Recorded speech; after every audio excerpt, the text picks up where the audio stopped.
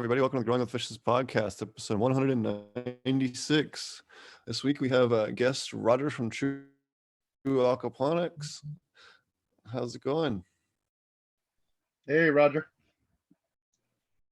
Going excellent. Hey, man, things are great. The growing world is just exploding.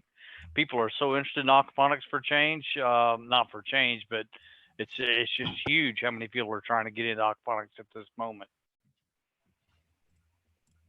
Awesome. And we have the other Roger. Yeah, the other Roger. Hi, I'm Roger from ilovegrowingmarijuana.com.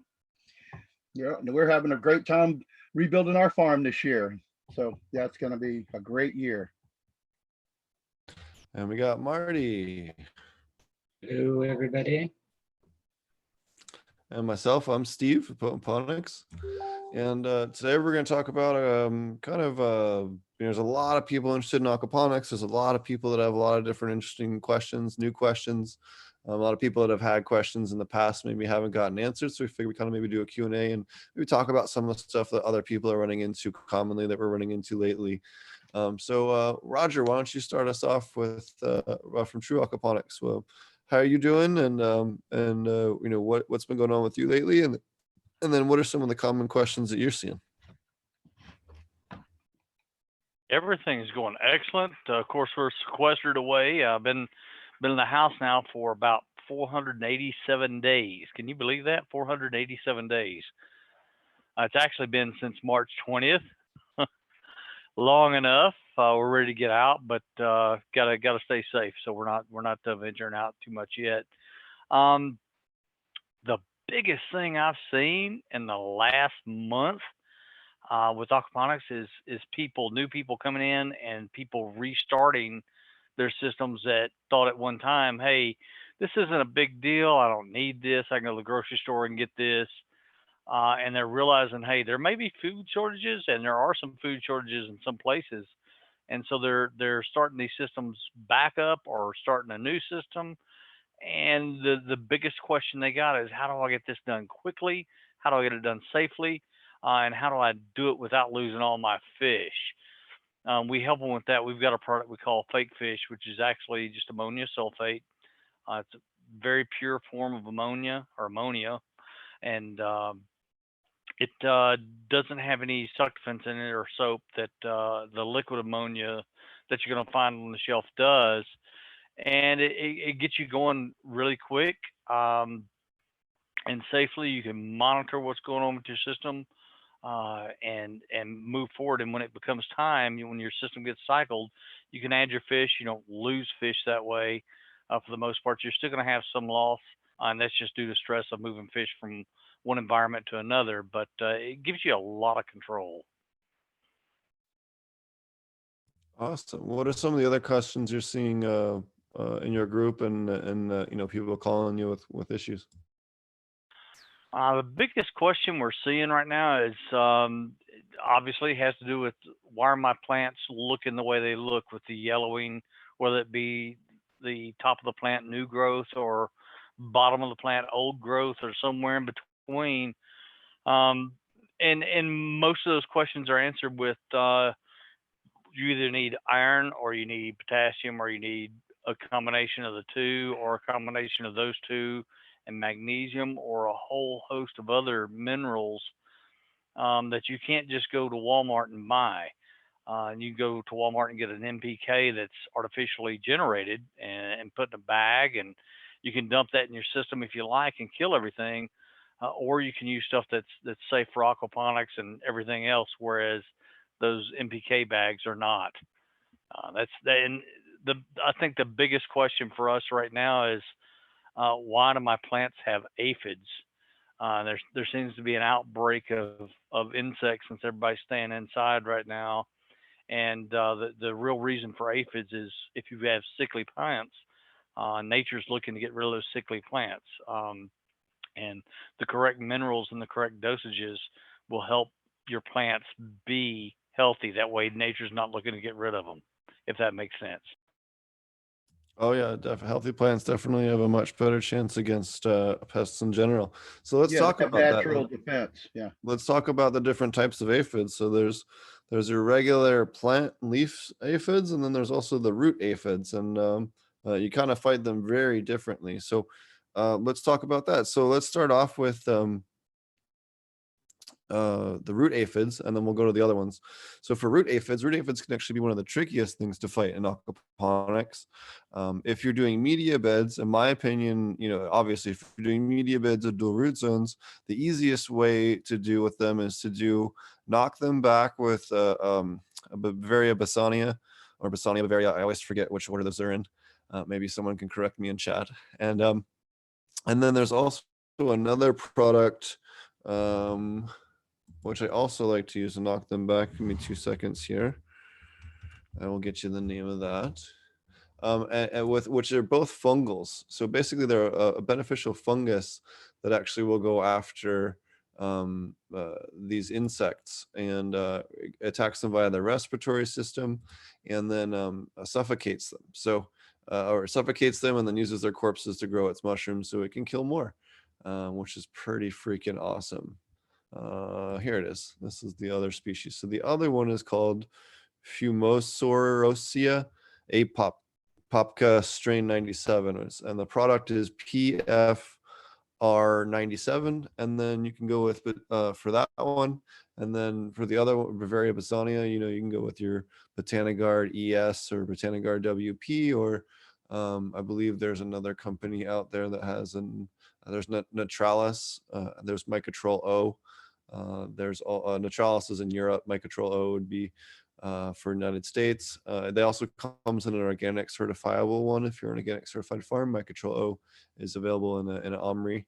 And then the other one is BioSeries WP, which is a wet powder as well, which is a different strain than some of the others. So if you're having a little bit of a struggle, mixing the BioSeries with the Botanigard and the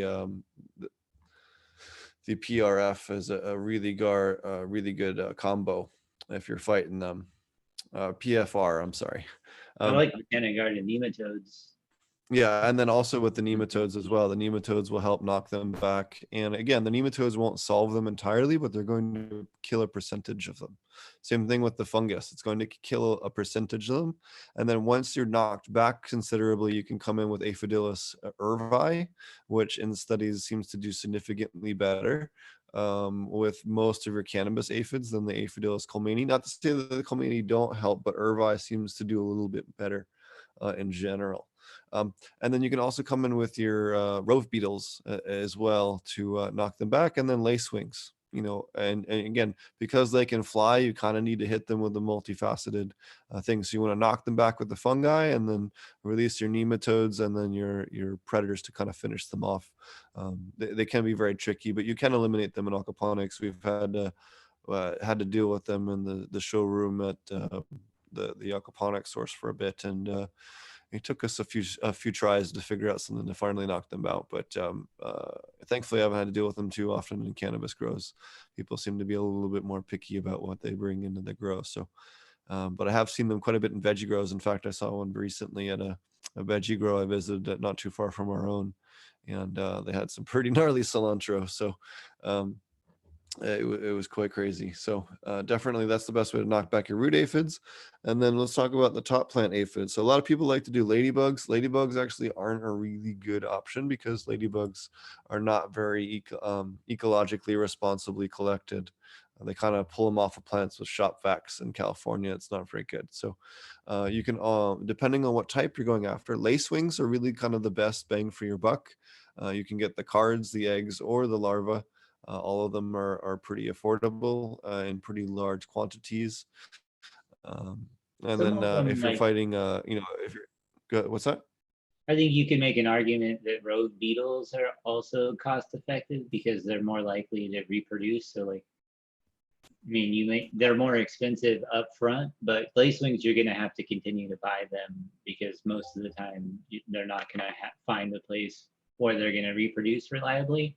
So there is I do think that, and specifically for root aphids, I think, and did when I had them release rove beetles as well.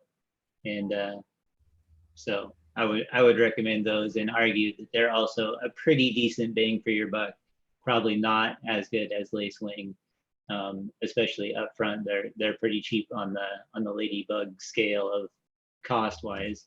But Sure. So usually the cards only hatch for about 3 weeks, and then they stick around for a little while. I don't know exactly what their how long their larva stage lasts. Steve, do you know how long it lasts? for which one? For a Lace wings? Yeah. I don't remember. Because they get It's a pretty good while. size. But they murder a lot of aphids in Yeah. the time doing it.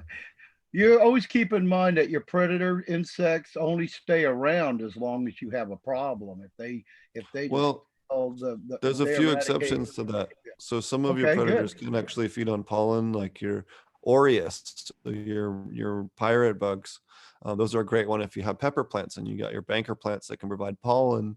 You can release them and keep them going and breeding, by feeding off of both pollen and protein sources from your garden. So we can definitely talk about good general bang for your buck and good general pests, but let's try and get through the aphid section real quick, and then we'll Sorry, move on. go on, my But friend.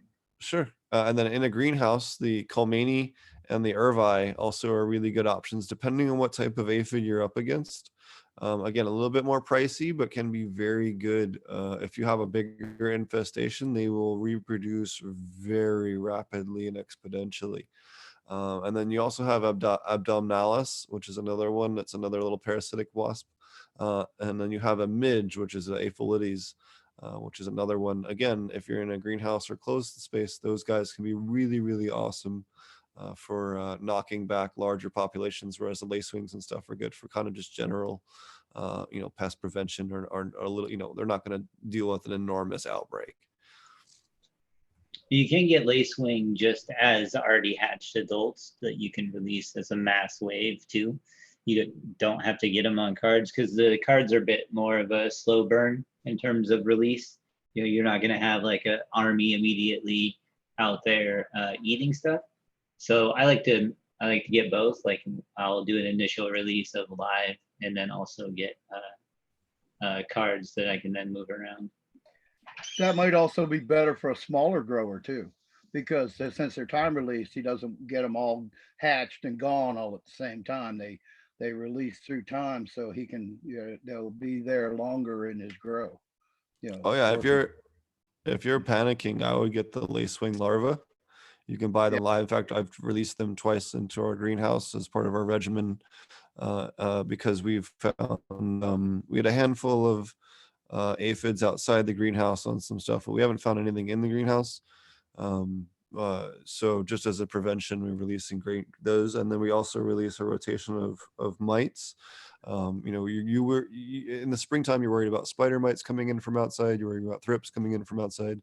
You're worried about aphids coming in from outside in a greenhouse environment. So we release the lace wings. We rotate Prisimilis, the Cucumaris, and the Andersoni, Californicus, and the Phallus is what the rotation we're doing is now. Although I might swap the Phallus with Swarovskii, but I think once the heat really sets in, we're going to primarily stick with the Californicus because they do have the highest temperature range of the ones that you normally would release for any kind of just general pest prevention. So if you are in a hotter climate, definitely a good one. But Prisimilis are the best options, strictly speaking, for two-spotted spider mites because that is the only thing that they feed on if you ever are up against that.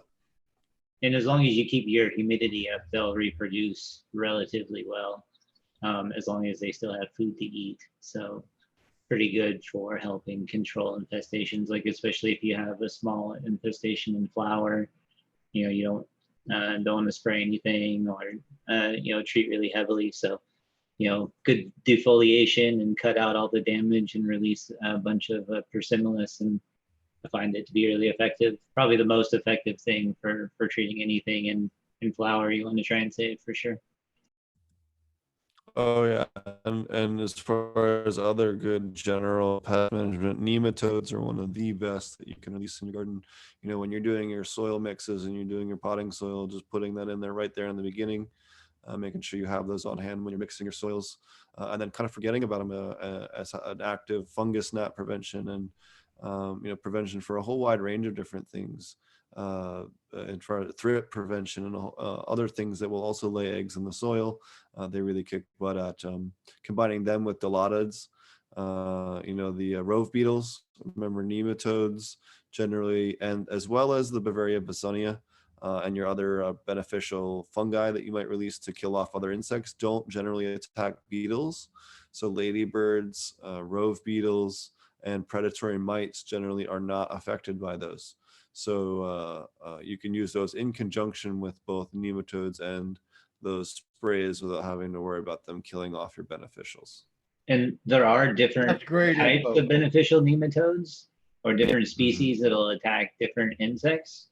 So sometimes just be aware, like especially like if you're just getting your beneficial nematodes at your local bug store or whatever, sometimes there's only one type of them, and they're just like, here you go. And it and specifically if you're looking to treat root aphids, there's a more specific one that's going to be more effective. There's probably 4 different kinds, I think. I have to go look. For which Anyway, one? go ahead, Steve. For the nematodes? Yeah, for nematodes. Yeah, I think on the market currently there's 6 or 8 different species total that I'm aware of. Anyway, so just make sure, for whatever in particular that you're fighting, or even just release more than one type, kind of like, here the local bug store sells a triple threat predator mite package and a triple threat nematode package, so you can get 3 different kinds of each one without having to buy large amounts of each one. You just get a mixture.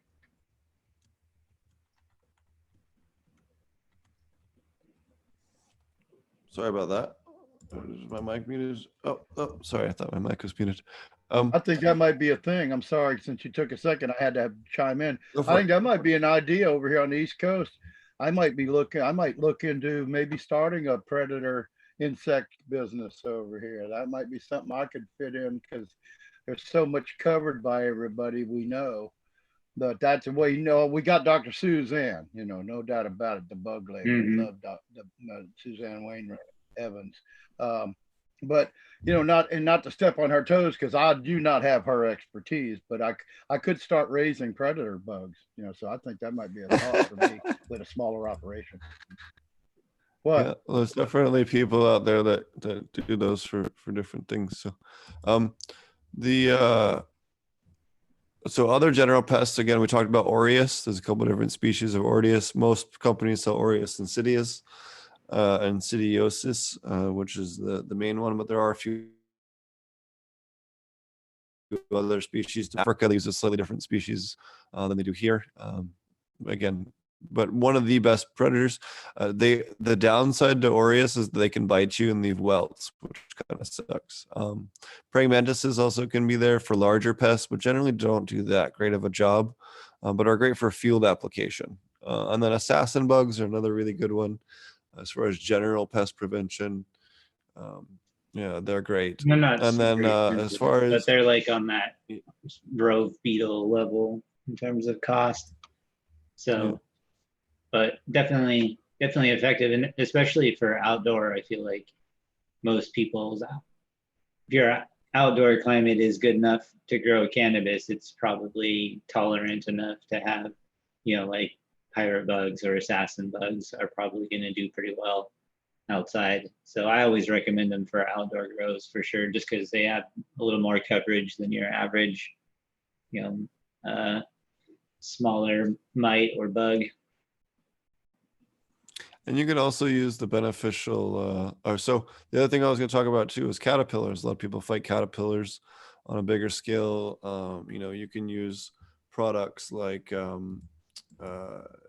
the Bavaria basonia, like we talked about before, or the other fungal spore that we talked about, as well as there's a little predatory wasp called trichogama.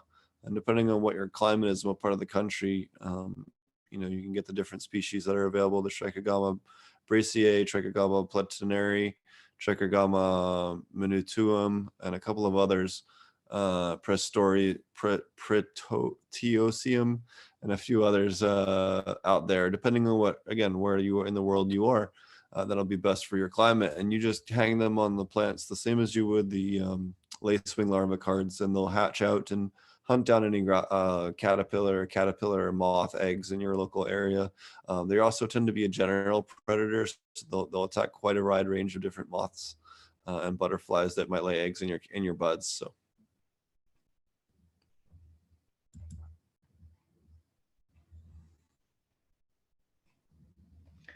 Okay, so can I ask you a question?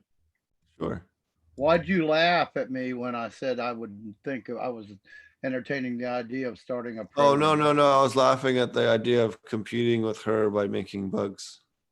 Oh, well, I'm not trying to compete with her, but she can't supply everybody in the world, right? So Oh, no, she doesn't maybe I could supply even- anybody. She just gives advice she consults. okay. yeah. I'm sorry. Okay. Well, He actually, laughed she- because all Rogers are funny. no, that's thank it. you. Yeah, we're Funny hilarious. looking. Well, when I was at Yes. the conference and sitting there with Suzanne, she was sitting there showing me her bugs that she had for sale. So I don't really know what you're saying. She doesn't Oh, sell no. bugs. It was because Beneficial Insectary had donated a bunch of stuff. Oh, okay. Well, big shout No out to worries. Suzanne Rainwhite Evans. She is the expert that we love so much Yep. when it comes to She praying. does evening courses now occasionally, or like jam sessions or something on Instagram or something. Very cool lady, Yep. extremely funny too, believe Yep. it or not. Oh, yes. And if you ever she ever helps you, be sure you donate to her cat rescue, because she runs a cat rescue too. So if you Yep. ever Very good person. appreciate her knowledge, be sure you kick her some, help out her passion. So she makes the world better one cat at a time. Awesome. All right. So Okay. what other pests problems are you guys talking about? What's the best Cat. cover crops for Venice? I'm assuming cannabis as far as cover crops.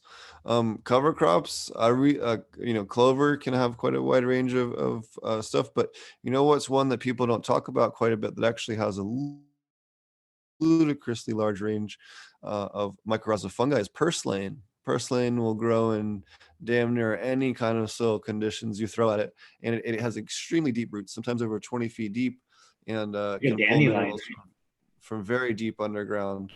Dandelions are another great one. In fact, I was working last night on writing the bio, some of the additional ferment-based mineralization stuff, and was looking at the different bioaccumulators. But man, stinging nettle and dandelion, as far as all around, and amaranth, as far as just having a ludicrous amount of minerals in general, are just holy crap. That and purslane all just have tons and tons and tons of minerals compared to most of your other plants that most people have available to them. So, if you're looking at doing ferments and compost teas and FPJs, Yep. those are definitely things to consider.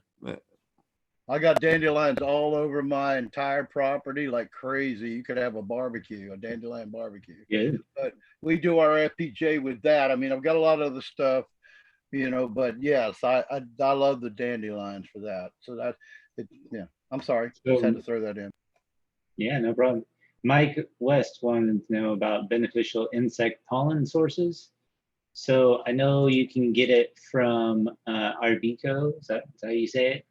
They have like a bug feed. I think it's called like a super bug feed or something like that, specifically for feeding those pollen. As far as bankers, ornamental peppers, purple flash peppers, any of your kind of rapidly flowering, rapidly producing, smaller bodied peppers, something that's going to crank, constant volume that doesn't have to put a ton of energy into maturing that pepper, tend to be, for whatever reason, seem to be the favorite food for most of your beneficials. Oh, buckwheat pollen. Buckwheat pollen too, yeah. That's a good idea. I like that.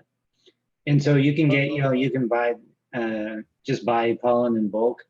It's pretty cheap if you don't have anything right away, like where you're getting your bankers established. You can kind of put out put out little feeders. I use muffin cups, and I think it works great. What kind of what do you recommend? You know, because I'm just catching up with the idea, because this is something new to me about keeping your predator bugs there by providing them pollen. So I'd like to I'd like to find out what you're talking about using. And yeah, this is something very interesting, I think, for all. Yeah, you can order it just on their website. I'll find it. Hang on. So I know Roger from True Aquaponics also has some stuff for caterpillars as well. Yeah, we carry a BT powder that's it's got a shelf life of 3 years. So instead of selling it in a great abundance, we sell it 8 ounces at a time. That way, people don't have it on their shelves for very long. And it doesn't take much, a couple of tablespoons to a gallon of water. You spray it on, and I mean, the stuff is unbelievably good. It's natural. It is organically listed, but because we repackage it from bulk, we can't list it organically, but it is organically listed originally. And it's a great product if you need something right now. If you've got such an infestation that you're losing your plants, or you're getting ready to lose your plants, or getting so much damage, you need to stop it, and then go back to the other controls that have been talked about. To me, that's the best way to go. Take care of your primary problem up front, and then move into the insect control, which is even more natural and better for the plants. Someone asked about bee pollen. You could absolutely use bee pollen for that if you had a source for it. I think it's real smart that you do that too, because we don't find out enough for the smaller growers, where you guys will, or even I, because I buy and sell stuff too, but you guys got this great company started, and I think it's great, really awesome that you feel like you can sell that smaller quantity to be, you know, sending it to the small growers and all. I think that's really great, because not too many companies ever think about the small guy and giving them a small amount, so it doesn't go to waste on the shelf. So kudos, Roger. That's a great idea, man. I love it.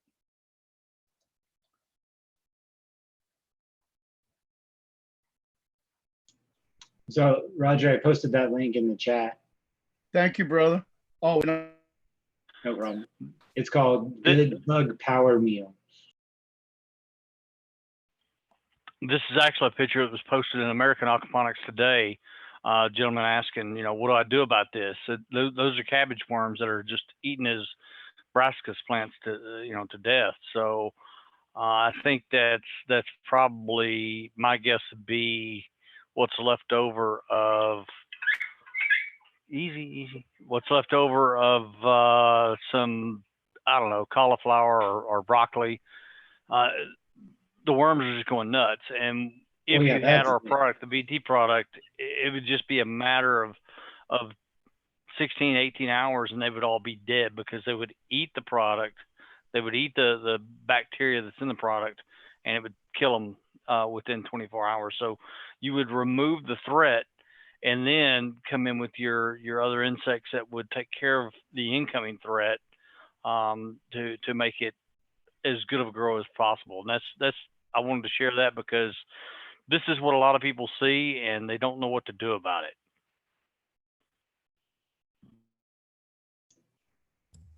Yeah, and sure. Caterpillars can definitely be tricky on brassicas, as well as the brassica aphids. Those guys can be quite tricky to deal with occasionally as well. I know other people also will spray lactose, either concentrated lactose or whole milk, and onto their brassicas as well, in order to deter moths. Oh, that'd be cool. Something to deter moths. Yeah, that's another one. People don't even think about moths usually. But so when you say caterpillar worms, you talking about loopers, Roger? Pretty much any caterpillar you can think of. Yeah, okay. The BT will take care of. Yeah. Okay. Because we see a lot of that down here. Are you saying loopers because my last name's Loper? Is that it? You No, picking on I'm me? saying that the cabbage, like when you look it up, it's when I was researching the big giant green worms that were climbing up my tomatoes and pepper stalks, more tomatoes and cucumbers. They would eat the hell out of all the leaves on the top. And I remember that picture you put up reminded me of that, But, see, back in the day, you can also treat that with some insecticidal soap or just a mixture of soap if you're in the ground and kind of spread it around your root base, not flood it or but put it around the cat. They don't like climbing over soap. They don't like soap. That's what they did in the old days in the tobacco farms. In the old days in the South, they would treat the loopers. They'd go and hand pick every one of them off. Those big green hornworms or whatever. I mean, you can Yeah. find a bunch of different names, different colors, but they all kind of look the same, and they will eat the hell out of the foliage off the top of the plant.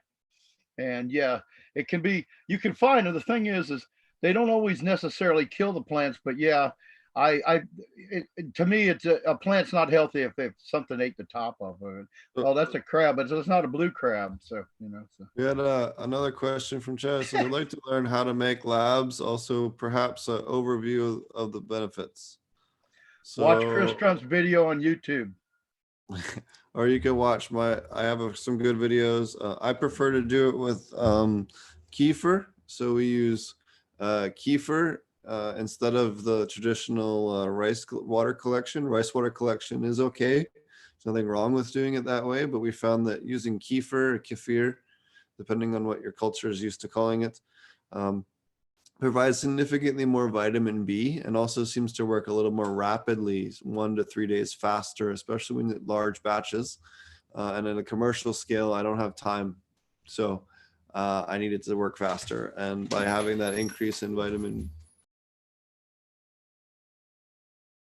Hello, doggy. Sorry about that. So the working on 1 second. Hey, Steve, this is fun. We always did this to have fun, So, and that's fun. Yeah, it's all When the good. dog runs through, and yeah. Yeah. Hey, at least my little dog's quiet and cute. was I- At least What was right I now he talking is. about? Anyway. I lost my train of thought. Oh, labs. So you take, so I would do is order some kefir off of labs, 5 or 6 different sources of labs online, and or kefir. I'm sorry, and then put them. I like to do kefir in 4 gallons of milk in a 5-gallon bucket with the lid. Works really well.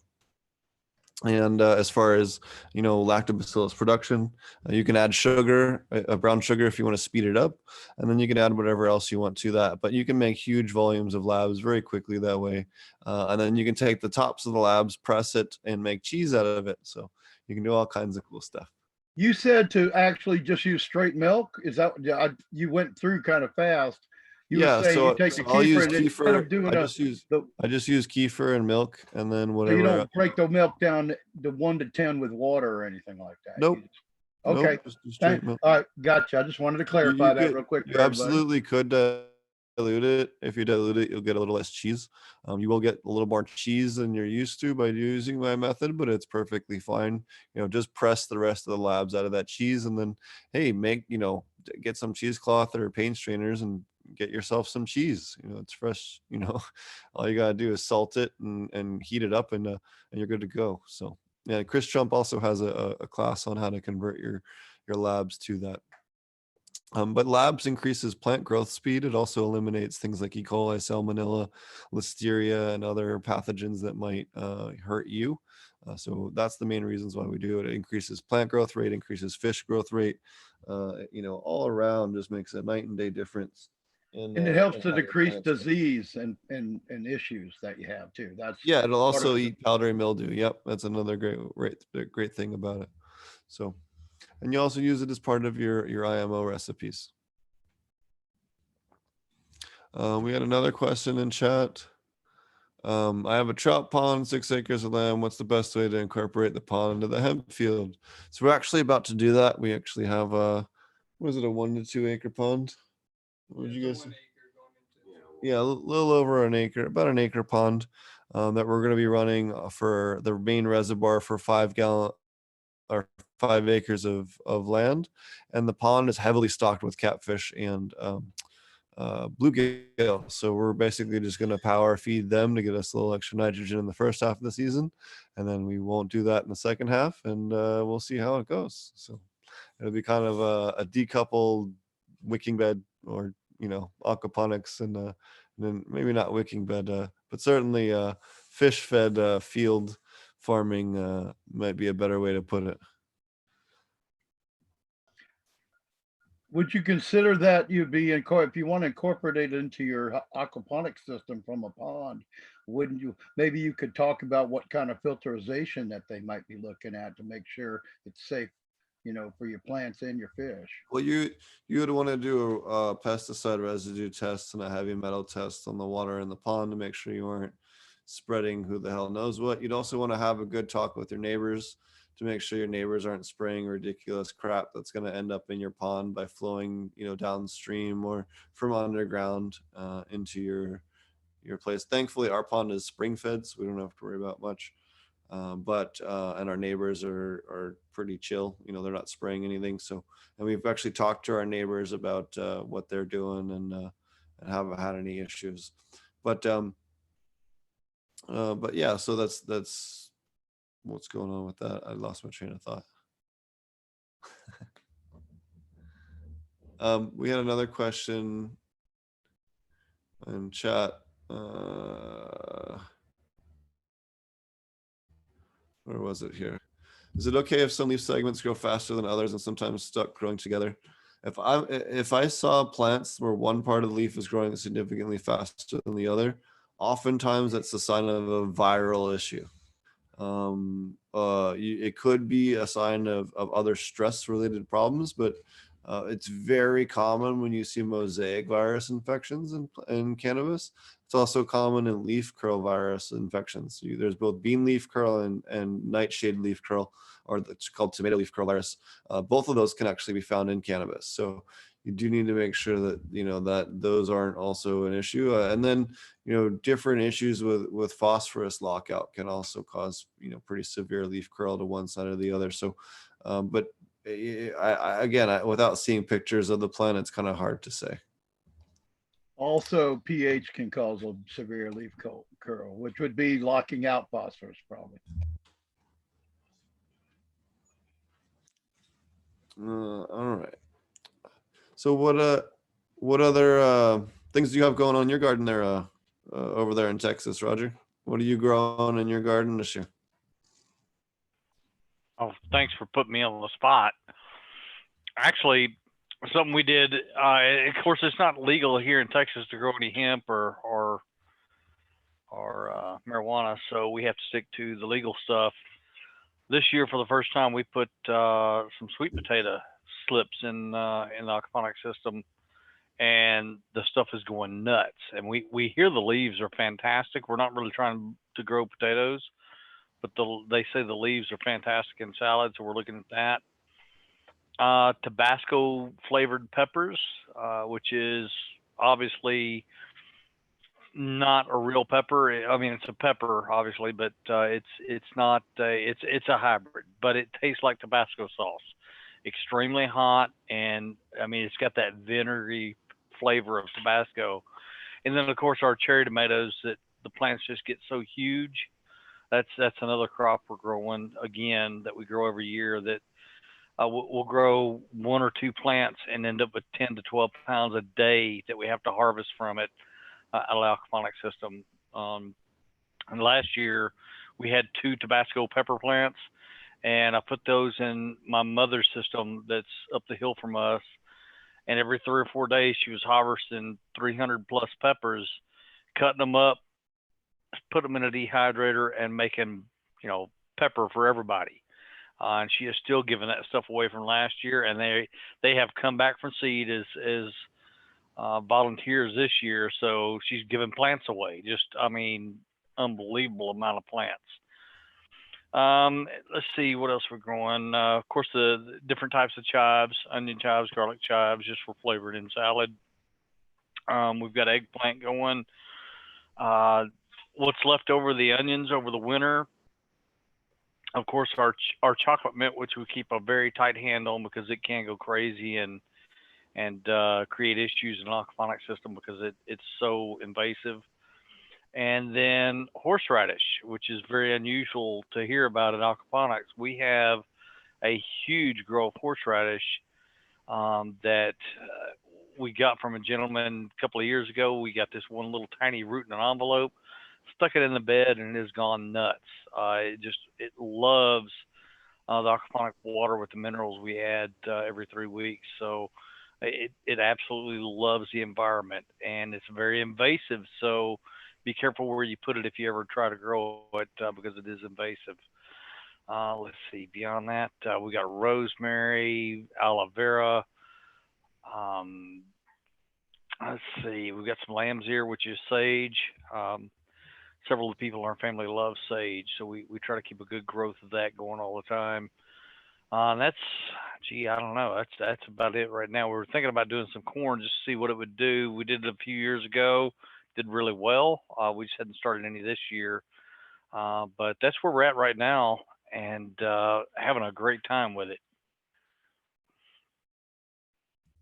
Awesome. Yeah, that I love growing pineapple sage and aquaponics. It's really good for seasoning your meat. I like the diversity that you got there. That's some very interesting things. It's not your typical, everything, that you would normally find in a garden. Now I'm just, what I was curious, Roger, is this, do you do commercial sales or is this for your family? This is just for family, and we Okay. also give produce away. We don't do commercial sales of plants at all. We do work with a lot of people that do commercial sales, some with some really, really, really large systems, and they do very well. But yeah, we don't do any commercial sales of plants. I was just curious because it sounded like something like I would do for like all my peppers. I got 24 to 28 cultivars now of different peppers, and I share them with people. And I don't have a big enough area or anything to really make a lot of money selling peppers. I can kind of break even, but I just tend to do it for food and to make powders like your mom dehydrate and then do that, pepper mashes and chilies and stuff like that. It's more fun to cook with them than it is to, so I was just curious, my friend, because that sounded like somebody growing stuff for their kitchen. Absolutely, and that's exactly what we're doing. Not just for our kitchen, but our daughter lives down the hill from us. My in-laws live up the hill, and then a little farther over, my mother lives. So everything we grow from here up to the top of the hill is for the family to eat and to spice their food with. And we make a lot of different flavored salts also. So with the rosemary and other herbs that we grow, we dry that stuff, mix it with salt, and make a flavored salt, which is not just a lot of fun to do, but it's a lot of fun to cook with. Yeah, awesome. Yeah, I gotta get, I'm gonna actually start some of those things you got, like the chives and something else. And have you ever thought about doing any, do you think you could do sesame? I don't know. Does Roger say open sesame? Sometimes.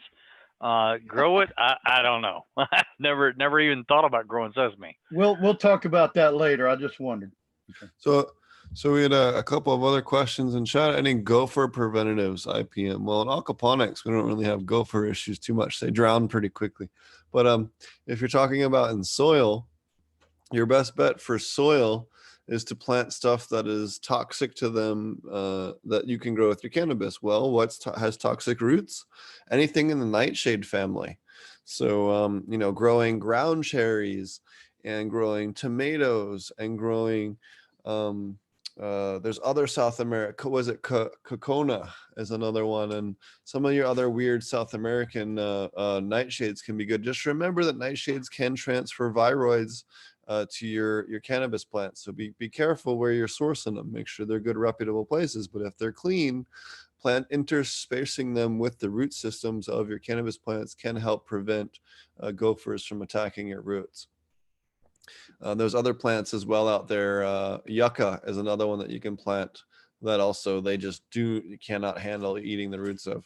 So look at other plants that maybe have root systems that are really gnarly that they can't deal with. if you're looking for a source for that you want to do naturally. And then, is essential oils not effective pest control when you have fish? Well, it depends on the essential oil. So Roger and I both are big fans of a product called Kapow, which is a lemongrass oil and castor oil, which if you spray too much of it in the water, it will kill your fish, but you can be pretty liberal. I mean, you can spray quite a bit in the water before it's really a problem. You have to pour quite a bit in. So that is a really good one for essential oils. But a lot of people like azadirachtin. No, if it's for vegetables and stuff, it's okay. In my opinion, it doesn't really work that great. It kind of sucks compared to other options. But I would avoid.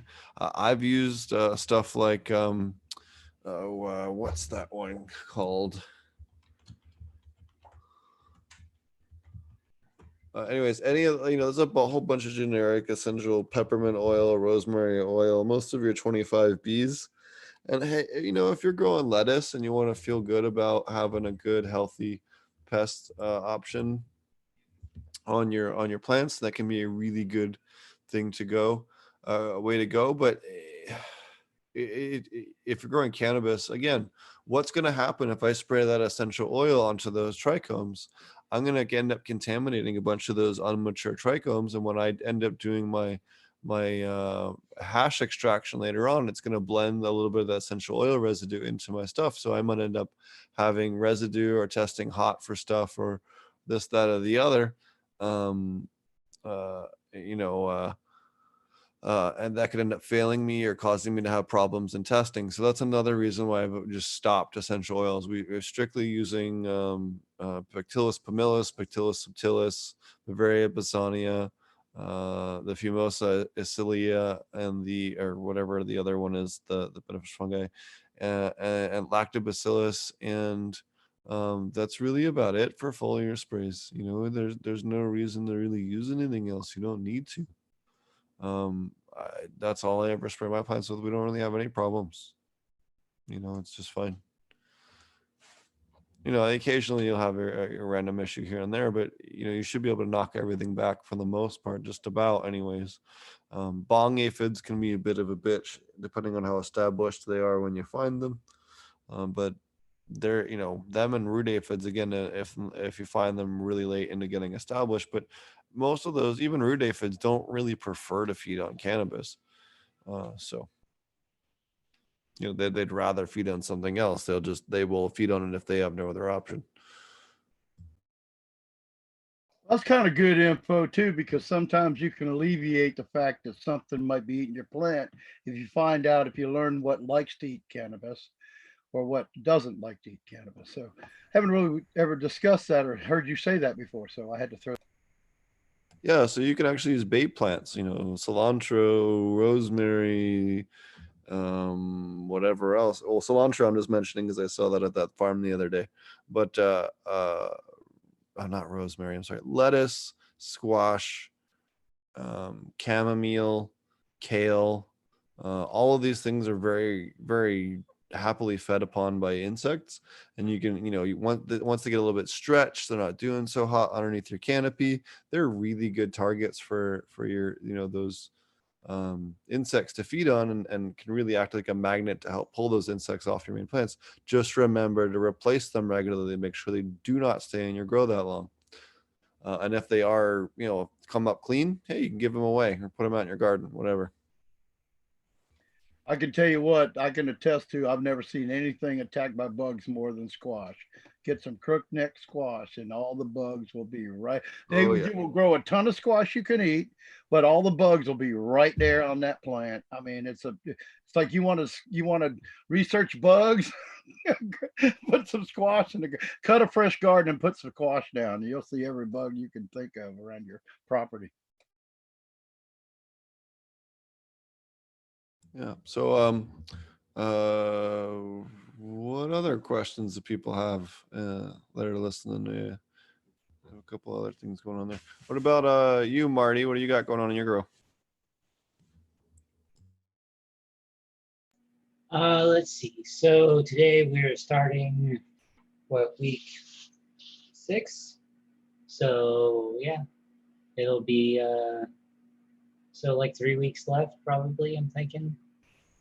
Seems like about where we're at. So lights aren't quite on yet, but yeah, got my experiment bed is starting to show. So I did one that was just castings and no amendments. So it's basically just recycled soil and worm castings from my worm bin.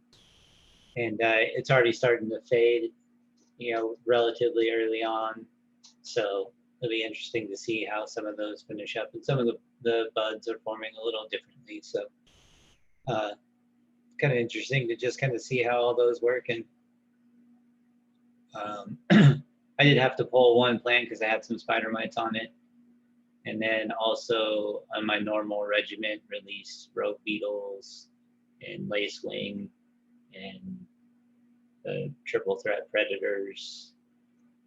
So in the next round, I'll probably release, and I have mantis eggs that I put out a couple weeks ago. So we'll have mantis relatively soon. So next, I think is, I can't remember, either pirate or assassin bugs on my, so I usually rotate in with lacewing is like my consistent ones. They're always just kind of hatching. And I'm trying to establish some populations of the ones that are a little more likely to reproduce. So You're primarily inside right now, though, right, Marty? You haven't started outside in your new home. That's a great question. Yeah, I haven't gone outside. I mean, I have plants ready to go outside, but I can't put them outside yet. So I do need to get started and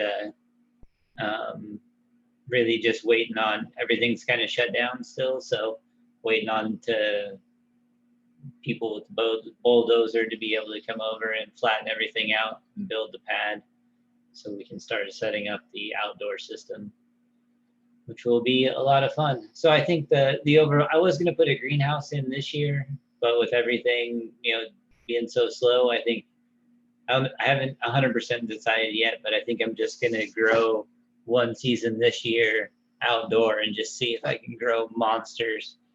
And then I'll build the greenhouse over the top of it and do a light depth out of the same system. So I'll just, after the full season, because even if I got a greenhouse built, I'll basically just be on the same schedule as outdoor. So I might as well have giant plants, right? Right. But I hadn't seen anything. That's always the right answer. You could end anything like that. We might as well have giant plants, right? Yeah, we just want giant plants. Yeah. Actually, I've gotten to the point where I would love to. You see, I've never got the opportunity to grow giant plants in my backyard like you guys, But I tell you what, it'd be nice. But honestly, I've gotten to the point where because of the control you can have and my ability to build I got all the components to build hoop houses from 12 to 16 to 20 feet wide at 10-foot increments, along with the commercial greenhouse and all. So I'm actually, for the first time, because I've always been a natural grower, I'm going to get into what everybody else is doing, where they're topping and making a canopy and stuff. I'm going to start working because I've done it a little bit, but I've always been more of a natural. I always wanted to let my plant be natural. I think we've all talked about that and we love that, but there are ways, because of your situation or your grow room or whatever you have, that it's a lot like, especially a tent. And I didn't mean to get into this, but it just comes to my mind as I'm talking about it, where canopy control height is really big. And I'm getting to the point where it's not about how much I don't need pounds and pounds. I want super high quality. And I don't think you lose quality. Just for everybody out there, you don't lose quality by topping. You just make your plant produce buds in a different way. And then you can get your quality one way or the other. You're going to end up with the same good quality. It's not a matter, and even the same yield. I don't think that you get more yield out of topping and having a canopy than you do out of a full-grown untopped plant. No, you get way more yield. Well, okay, all right. So, but Yeah. all right. So, and so yeah. One second, Roger from True Aquaponics has got to take off. Oh, well, okay. You, We can say goodbye. Thanks, Roger. Why don't you tell everybody how to find you and your community and your what you do and the website and everything? All right, so What you yeah, got going on. I just shared the screen, and that's our website. We're not real flashy. We just never have been flashy. You get what you get with us. The best possible minerals and nutrients that you can get for your aquaponic system and other things. We do have some stuff listed that we don't carry, but we try to give you the best links to those through other companies. That way you can hopefully get the best prices and the best service from them. For our community, if you want to join us, True Aquaponics on Facebook. Just look for this part of the link right here, or just search True Aquaponics on Facebook. Join us. We'd love to have you. And that's about it. Sorry I'm having to check out, guys, but I get up at 5 o'clock in the morning. That's not too long from now. So What, you work for a living? yes, I work. Why would you I do work that? multiple jobs. I do the aquaponics story, and I work for an actual company. So Oh yeah, my God. This Yeah, is why can you you. believe This is it? why you need to start Yeah, growing once weed. you start a Be like farm, the you rest of never have a us. day off, you know? they for I for do some that. I reason still have another job. for some reason the company doesn't want me growing weed. I don't know what it is. Maybe it's a Texas thing. Maybe it's because it's illegal in Texas still, you know? That's what I said. But believe it or not, the company I work for is spread all over the United States. So they're in states where it is legal, but they still they would frown upon it. So I make good money with them. I don't want to lose my job. So Oh, you're just saying they won't send you around on a traveling tour growing weed in other states, you know? So, you know. okay. I'm just messing with you, Roger. All right. Yeah, I know. So I really do have to sign out. I gotta go finish eating. My wife made some beautiful crabs, which I ate 2 of, and she's like, "Hey, come get the rest of your crabs. I'm not bringing them to you." Well, so by all means, I've got to. That's actually why I'm going, is because of food. totally understandable. All right. We'll get you Hey, it was some great to cookies. see you guys. Good to see you, Roger. Great to see you guys. Hey, Love you, brother. you too, sir. You too. Check us out, truckaponics.com. We will do all we can to help you. No doubt Roger will help you out too. No doubt. The real Roger, that is. The other Roger. Roger too. Roger too. I I want to go Roger. back to being Roger Latewood, you know, like, because that's my name. Everybody knows me by. So we're gonna have to get through this. I'm gonna talk with Steve after the show, Roger. So we're not Roger from True Aquaponics or Roger what the fuck, you know. Mr. anymore. Latewood. Yeah. I'm just to be Latewood, and then everybody know who I am. Yeah, Mr. Latewood. Mr. Latewood. Yeah, there you go. That way you can say it's Mr. Latewood. The administrator. Sounds good to me. I love that guy. Yeah, Steve, you got lucky meeting him and getting that all together. He's a really super guy. Yeah. Hard working. Yep. So we had some other questions in chat. Where was it? Yeah, chat. Does anyone have the panel use aloe or coconut concentrate? I've used both in the past. Aloe's good for your cloner. Also can be good for just the compost I just teas and use stuff fresh. like that. I don't know about powder. Does it work the same? Coconut milk can be freaking awesome for germinating old seeds or hard to germinate seeds. Wow. Remember that's the water from inside of a giant seed. Yep. So What do you think about almond milk? I haven't tried it. Okay, because they're both were recommending me recently. I've been thinking about it for a while and actually tried the almond milk, and I was going to get the coconut, but the problem was that they didn't have any little bottles, and I had to get real milk in case I didn't like the almond or coconut milk, and I didn't want to buy 3.5 gallons of milk for myself. So, but I'll be trying that out. But I like that. You like, well, see, there's so much. Well, there you go.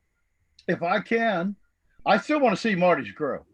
But You got 15 minutes. You got 15 all right, minutes. okay. So can I kill 15 minutes with my? I don't think anyone doubts that you can kill 15 minutes. All right. no, Well, hey. No. Wait. So. Oh, we got a chat question. Sorry. No. Have we used aloe or coconut? Is that what you're talking about? No, that's what I was saying. I could go get, so I like the idea because I've got a lot of old seeds.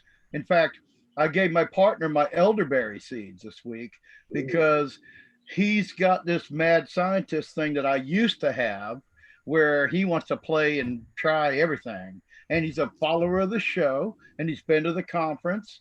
In fact, that's the guy you met in Maine, that you said, hey, we had a friend from Carolina. Um, and he's turned out to be one hell of a great guy. I want to shout out for Ryan. I want to shout out for Nate and Hal, who came out last week. I'm going to try to get Hal on the show. In fact, I'll try to get all the guys on the show one day, but it should, but Hal did DNR stuff. He did aquaponics. He did algae. He's done algae stuff. We had a really interesting conversation. I've been very lucky to get to that. But coconut. See, but I'm getting back to it. I've got a lot of seeds, and a lot of them are old, and so we always talk about that. You've got like Chris has his way. We talked about that last week. Chris has his way of soaking old seeds to try to get them going. Steve, I know that you've always uh, said that you have these methods and you have brought back seeds that were so old, that it was unbelievable that you got them to be viable in the end. So could we maybe talk about that for a few minutes? Wait for Marty's about not just because you talked about the one way, but now you brought up the coconut oil. I mean, the Oh coconut yeah. milk. So if you have old seeds, you can go to the grocery store, buy a coconut, tap it. It has 3 little eyes on it. Tap one of them with a screwdriver, or take a knife and just carve it out. Pour that water out, and then put your seeds in that, and put them overnight, and then pop them out and plant them, and that can wake up old seeds. You can also and alternatively do seed sprout tea. So you can take corn or cucumbers or any other rapidly germinating seed, soak them all in water for 24 to 36 hours until they kick the tails out, or send the root out, so to speak, and take that water, drain it off, and then save that water and use that to put your seeds in. Now, the main thing that goes wrong with a seed when it's old is that the main germination hormone desiccates from dehydration. So you can replace that with water, and by stealing that same hormone off those other seeds, replace it. And by soaking up, sitting in the water, it'll soak it up and replace that desiccated hormone or germination hormone. Oh, that's pretty awesome. So you like the fact, because we all know that you buy cucumbers and you plant them, and they say it takes 55 days, and you got cucumbers in 30 days. So they pop right away every day, like 2 days, 3 days, and you got cucumbers going. So how would you take and use cucumbers to do that? You'll just soak the seeds until they pop. Okay, well, okay, all right. Oh, so you actually take cucumber seeds, not cucumbers or anything from the cucumber. Yeah, cucumber seeds. Okay, that's why I asked the simple questions, so we can clarify things and make it so everybody knows exactly what we're going for and talk. Yeah, we had another question in chat. Well, where is it here? Does anyone try JMS in their garden? I don't mess with any of the Jadams. Is anyone else here? Marty, maybe? No, I've considered it, but I haven't ran anything. Yeah, I just did. There's some issues I have with Jadam that we can go over later. Someone says, I have a question. Is labs detrimental late in flowering of cannabis? When should I stop it? Thanks. I've heard quite a few different things, but I've heard that, using it late into flower can be detrimental. So, I stop it at week 3 of flower. I just don't see, short of having some other major reason to put it through the lines, I don't really see any reason to dose it. If I'm doing an aquaponic system, I'll keep dosing the aquaponic system with it normally as a maintenance dose, but I won't top feed it anymore. Yeah, it's not recommended in the Probiotic Farmers Alliance in their Gokashi buckets. What were they called? I forget. The Probiotic Wellness Gardens. They were the ones that we're talking about originally when I saw labs, or in their case was Grokashi, which is just a Bokashi brand that they were inoculating with, and they found it to be detrimental. So it was taking plants longer to finish. They weren't pumping out the amber trichomes as fast, so they weren't finishing up. And it was multiple people across multiple strains, and they felt like it was worth reporting. So Alan, who we've had on the show before, I felt like did exactly what you should do in that situation, especially as a tester group. And they said, here's what everybody's feedback is. You should probably change what you're doing. And as far as I know, everybody had much better luck after taking their recommendations and not feeding it late in flower. And I'd like to, so like what I'd like to add is I've always felt like once you establish that bacterial network that allows your microbial network in the living soil to thrive, you did not need to continue to dose the soil with lactobacillus because it's already there. I mean, that's, I might be off base, but I kind of think that's what Marty said, kind of, sort of, or what Steve said, that it doesn't need you almost don't have to do a lot to anything once you're in the second or third week of flower, in my opinion, whether it be. Yeah, I think that's, I stopped eating most things for sure. And I think that, and especially in the dual root zone, I think I agree with Steve in that I still continue to dose labs in my aquaponic system in the tanks, just not in the dual root zone soil layer. Well, I don't think you're ever going to be successful at decreasing the microbial count in aquaponics too much. So okay, I don't see much of a point in trying in stopping adding it to the beds when you get such a quality or I guess so many benefits from adding it to your main system. I still continue to do it. So even though I'm not top dressing it into the soil layer of my dual root zone pots, I still feed it to my fish like once a week. Now, I thought that Steve just said he didn't do that, or was it you talking about soil, Steve? Because you don't usually talk about just soil. I explicitly said I continue to dose the aquaponic system. So you do okay, I'm sorry. I'm sorry. My apologies, my friend. My apologies. Water, no, it's all good. Yeah, the water we always dose as part of the because you want to keep the fish. All right. Yeah. But as far as a soil or any kind of deal where you're using a microbial network in the subsoil, you would stop like anything else. You don't. I know you can use lactobacillus as a foliar, but you never foliar spray anything late in flower. Maybe 2 to 3 weeks at most, and never ever spray anything on them unless it's I say never, because if you get a pest control issue in week 6, you've lost your crop or whatever. It's not about if you spray shit on it, it's not going to help. You're just going to make everything taste like shit. So I mean, I've sprayed water on my outdoor plants before. Oh, well, water for sure. Water. So, but that's about it. And even then, you kind of have to be careful too. If you're heavy in flower and you've got 3 days worth of rain coming up and super high humidity, you probably don't want to hose your plants down because you're going to have mold issues probably. Anything longer than 72 hours of continuous rain, I feel like you're going to be at risk for mold. So you don't want to continue that at all.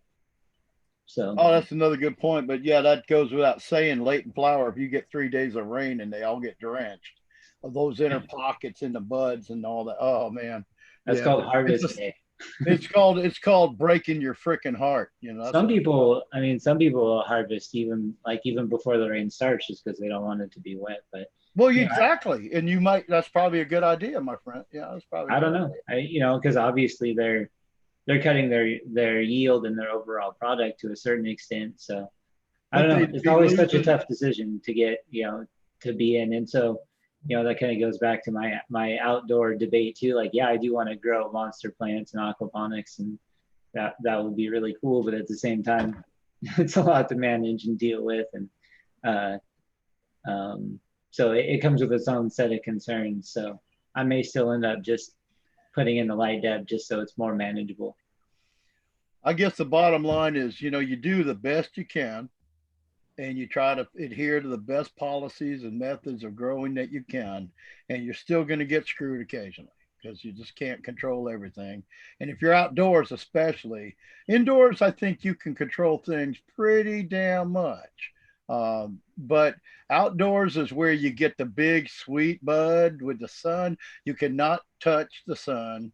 You know, I mean, we can argue all day. Some people, I remember when I first started almost 20 years ago, and people were arguing about indoor, outdoor, and all that. And yeah, you can grow killer shit indoor, and you go, but you can never grow a several pound tree indoors. You'll be lucky if you can get a pound off a plant indoors, and you're gonna have to be a really good grower with really You good need a lighting. really tall ceiling. I think that's really That like too. you Yeah. have to have, you know, or and no matter what, a really long veg time. I think we Well, had this question come up in Good point. Yeah. we had this question come up in, maybe it was in this group or I can't remember, either the Aquaponic growers group or the PFA, which is a newer grower that was asking, you know, kind of like how big he should grow his plants in the space that he has, you know. And so we were talking about how, you know, the stretch that happens once you switch to flower, you know, so you want them about, you know, especially if you've never grown it before, you want to grow them to about this, you know, about half as tall as you want them to be overall. So if you've got 5 feet of grow space, when they get to 2.5 feet tall, you want to flip them into flower, unless you're training them or doing something different to a net, you know, in that kind of situation. I'm a big So- fan of breaking the top. When the sativa gets too tall, I just go break and then No matter whether you're growing that plant out vertically or horizontally, right. It doesn't really matter. You're still going to have a much longer veg time. So especially for new growers, I recommend that you grow twice as many plants, half as long. So you have much shorter plants in the same area that you turn over in a much faster time and a much shorter veg, and it's easier to be able to manage. And then, so that's the same here. So for me, it's just you know, the personal challenge of you know, I knew I grew some pretty good size outdoor plants, and I knew I could grow a lot bigger ones. And so, you know, like there's definitely part of me that wants to do that. So we'll see who wins, I guess. We're still dabbing it out. And see, when Marty talks about the like the veg time, all right, so the old school way of growing, you veg for once you had your seedling, we got your sprouts and your seedlings, and they were ready to be transplanted into the veg room. You veg for 2 months, and you can definitely grow a pound on a plant inside with the right methods and the right plant too. Because if you're growing an indica, you're liable not to get a pound. But if you're going to some massive sativa and you're willing to train it or super crop it or whatever, you can. And yeah, see, yeah, I did. Yeah, now I lost my train of thought, but where I was going. But the whole point was that we were talking indoor, outdoor. I'm sorry, I've lost it. That's all right. I think we were talking about veg times. And so yeah, even if that you was wanted 2 to months. grow, Oh, that's exactly what I want to talk about. So I know that even my own company, well, all right, it's not my own company. I work for my own company. All right. They show a growth schedule where, and this is typical of today. Like this is what Marty's talking about. They tell you like you start your seeds and then you veg them for like you do a starting solution or whatever for a couple weeks. Then you veg them for 2 weeks. So a month from seed, you're flowering them, you know, where most of your more experienced growers are now vegging. They're getting their sprouts and their seedlings, and then they're transplanting their seedlings to veg, and they're vegging for a month because they're indoors. And so indoor growing, people have gone to where they're vegging for a month, and then they're flowering for, you know, well, I harvest by trichomes. A lot of people, I still know a lot of people that say, okay, my 8 weeks is up. I'm harvesting Tuesday. And I go, okay, you know, and but see, they're all happy. And you know what? All I care about is everybody has good, healthy plants. They get their harvest. And if they're happy, they're happy. yeah, I mean, you can never control when a grower's going to harvest. I mean, they're going to, you know, they're going to cut when they're going to cut, so. Right. But we all know we harvest by trichomes, by what I do.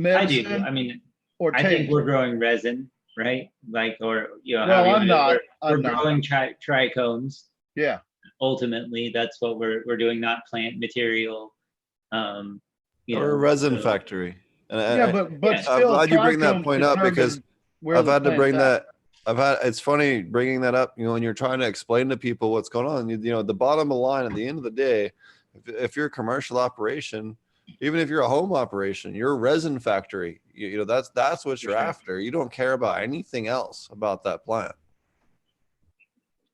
Yeah, like, especially if you're like going to do any type of extraction process, even, I feel like But I even guess that can the change. meter has moved, and it's not necessarily about your total plant matter yield anymore. Right. If you're Yeah. a lot of that might just end up getting composted after it gets squished or extracted or washed or whatever else. Like, in the end, it can just be plant material and not have a ton of resin on it, a ton of trichomes in it, a ton of cannabinoids in it, the stuff the terpenes, the things that you want to smoke that make you feel different, that medicate you, that make you feel better, that treat your cancer, that whatever it is, like, all of those different things are all in the trichomes. Like, that's just the end all be all of it. So I think that just the plant material itself, eventually we're hopefully moving away from, or at least understanding that it's not necessarily all about that, and you don't just have to grow giant buds that you can trim up and sell in bags. Like, yes, that's definitely possible and great. And I'm a big flower guy. I have bags of flour right behind me. I don't have any issue with it. But what makes all of those different types of flower distinct are all those things that I just talked about. Their levels of terpenes and cannabinoids. You're still resin farming, even if you're just consuming it as flower, because I don't want to smoke a bunch of plant material and a tiny amount of resin either. That's, I think a lot of people have experienced that, and it's, sometimes can literally be a headache. So I'd like to stress something you resin. said, if I can,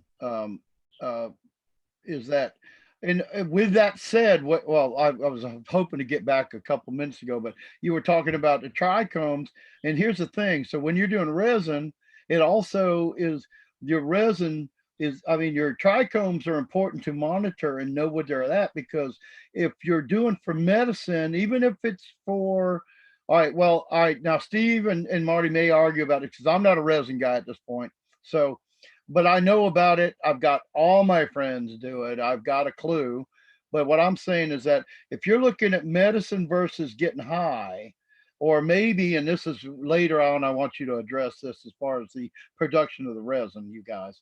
But all right, so if you want more of a medical CBD type thing, you would harvest with, very little color, but some cloudiness in your, or even no cloudiness, the presence of trichomes for your CBD higher levels, because CBD levels deteriorate as the THC levels grow stronger, accumulate more, and then eventually deteriorate, which turns into amber trichomes. So you've got your different 3 stages of where your medicine could be. So that's what I wanted to inject in what you were saying was, yes, you might be going for resin, and again, now you can address what you like your trichomes to be for everybody. But what I was saying is that knowing that we have, we all know that you can take a THC plant, and if you're willing to ingest some THC, you can get stronger CBD by harvesting it earlier. And I was going to say something about the guys that harvest earlier to get out of the rain, but that's just common sense. So what do you think about that, guys? I know you agree with me. I'm pretty sure you all agree with me, but I don't know about the resin production is it as prevalent with,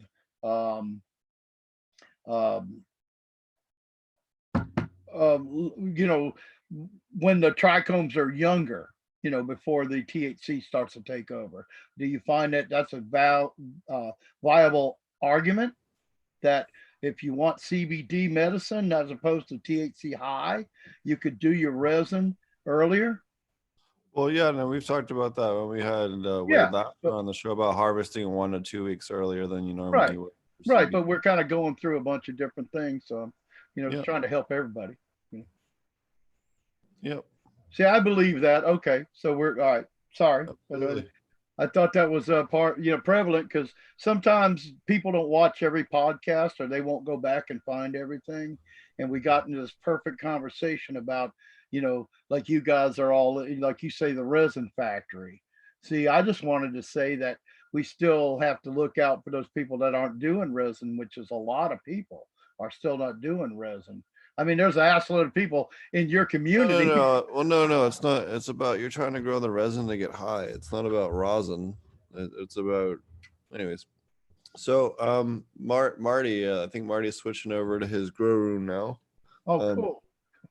I've been working here on the farm, just getting our 5 acres ready. We had a surprise state inspection today, right before I was recording an episode with the Growcast, which will be live. I don't know when he's going to post it, but to definitely be sure to check out the Growcast.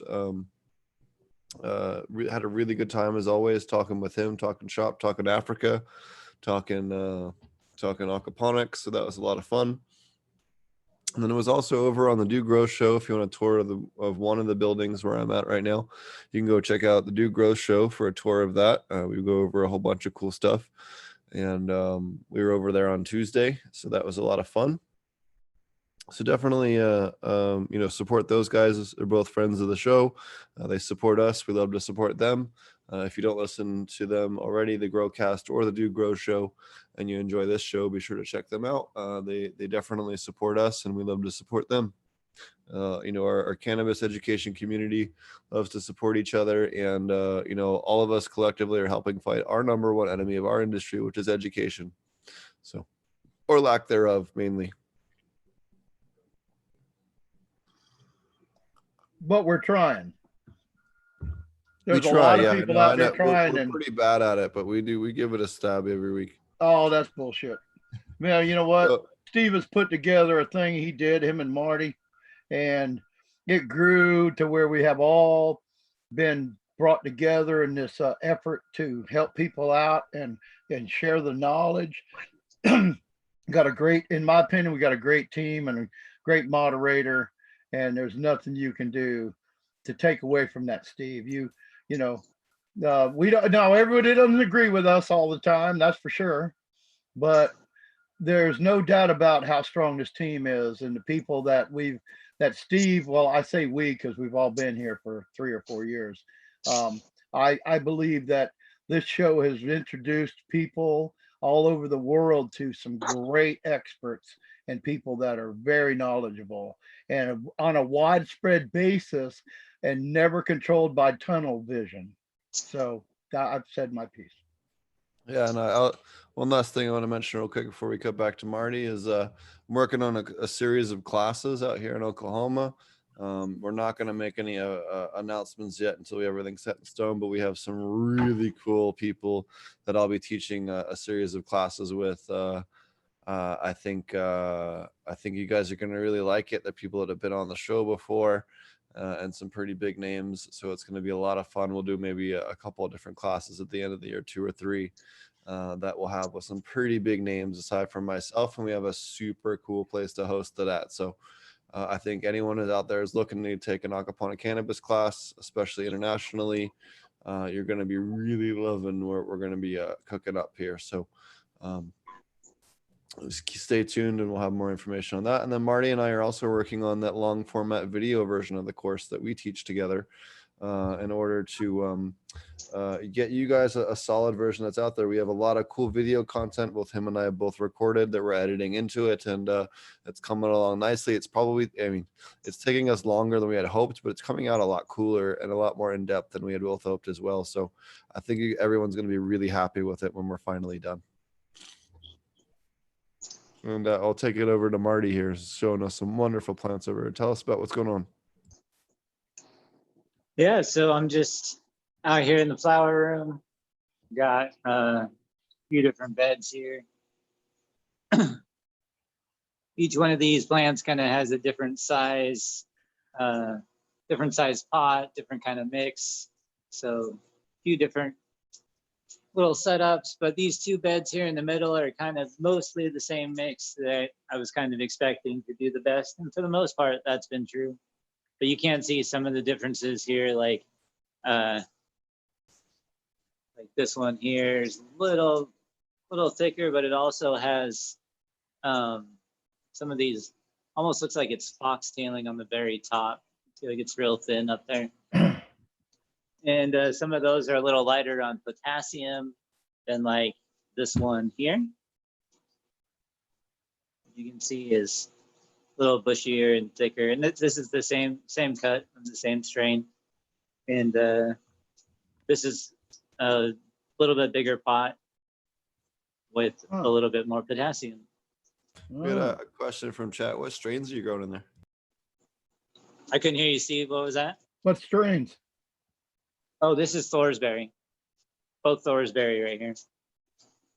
So that's a a cross of what is it? Critical Kush, Sour Diesel, and DJ Short's Blueberry, I believe.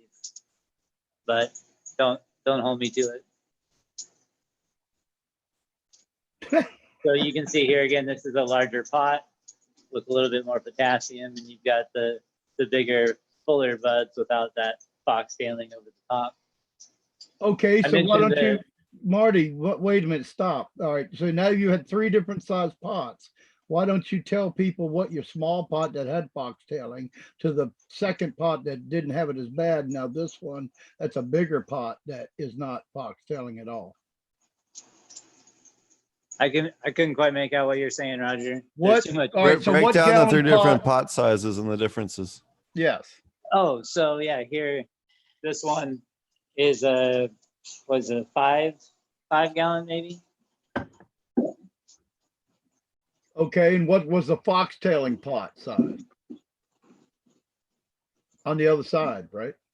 Or That's this one down here. okay, so what is that? What size is that?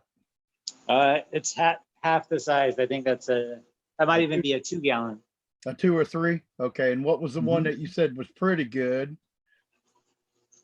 So it got to be a 3 gallon. So it has to be a 2, a 3, and a 5. So it's kind of right in between. I think that's that 3 looks like or a 3.5. How deep is your hydrant? Well, I just pulled a bunch of stuff out and we're getting ready to put a bunch of stuff back in. So you can see the water level is a little low. Normally it's up a little higher. You can see the water right now. So Okay. I was just wondering I how just deep is pulled- that pot though? Look, I just pulled a whole bunch of lettuce out of there. But it looks normally like a- these are 8-inch deep and the pots are down in, I don't okay. know, maybe 2.5, 3 inches. It looks like, now is that pot smaller than the one next to it in the middle? This one here in the middle. Yeah, it looks bigger than the one on the end. These two are the same size. Oh, they are. Okay. Damn, I don't. Well, okay. All right. Well, I This can't. one's Maybe larger. I can't tell because of the picture how wide they are. So, well, Yeah, how wide are and your bed?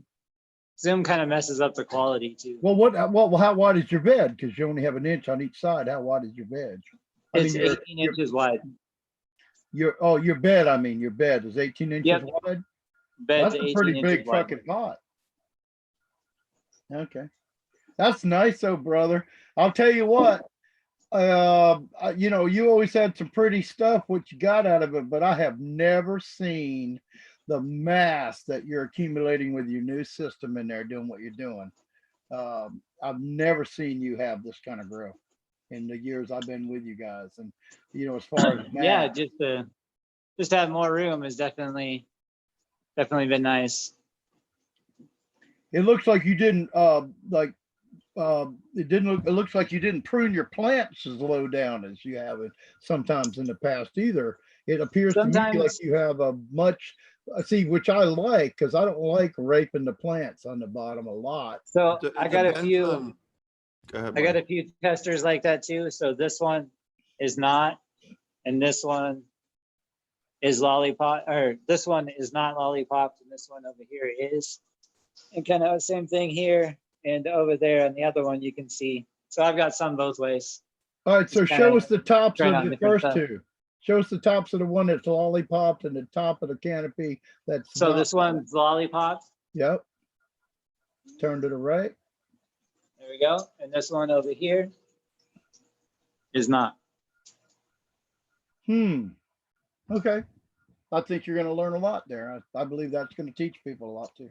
And both ways work. It's all what you're comfortable with. I'm not chastising or saying anything's wrong or right, because everybody's going to grow their own way in the end. Well, all we're trying to do is help you.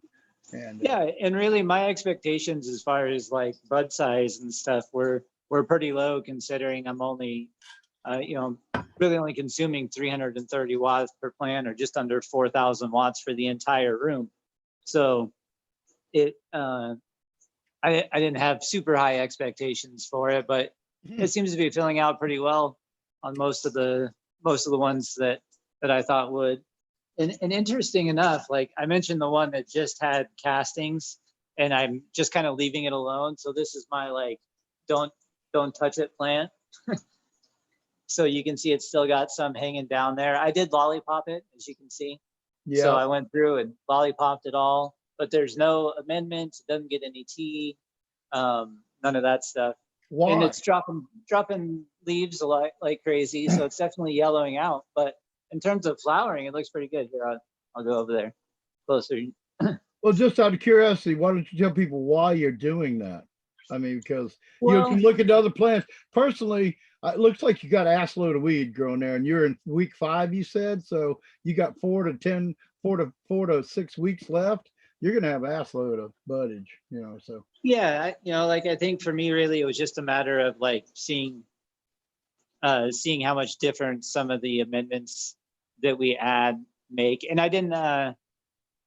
I've always just kind of wanted to do it, and I never really had the space. I could only grow like 6 plants before, and now I can grow more than that. So that helps out a lot. So you can see this one has amendments, and this one is just casting. So even though it looks relatively unhealthy, it is still growing flower. well, so are you? Could we And surmise this is from nothing. this? This is Oh, go like ahead.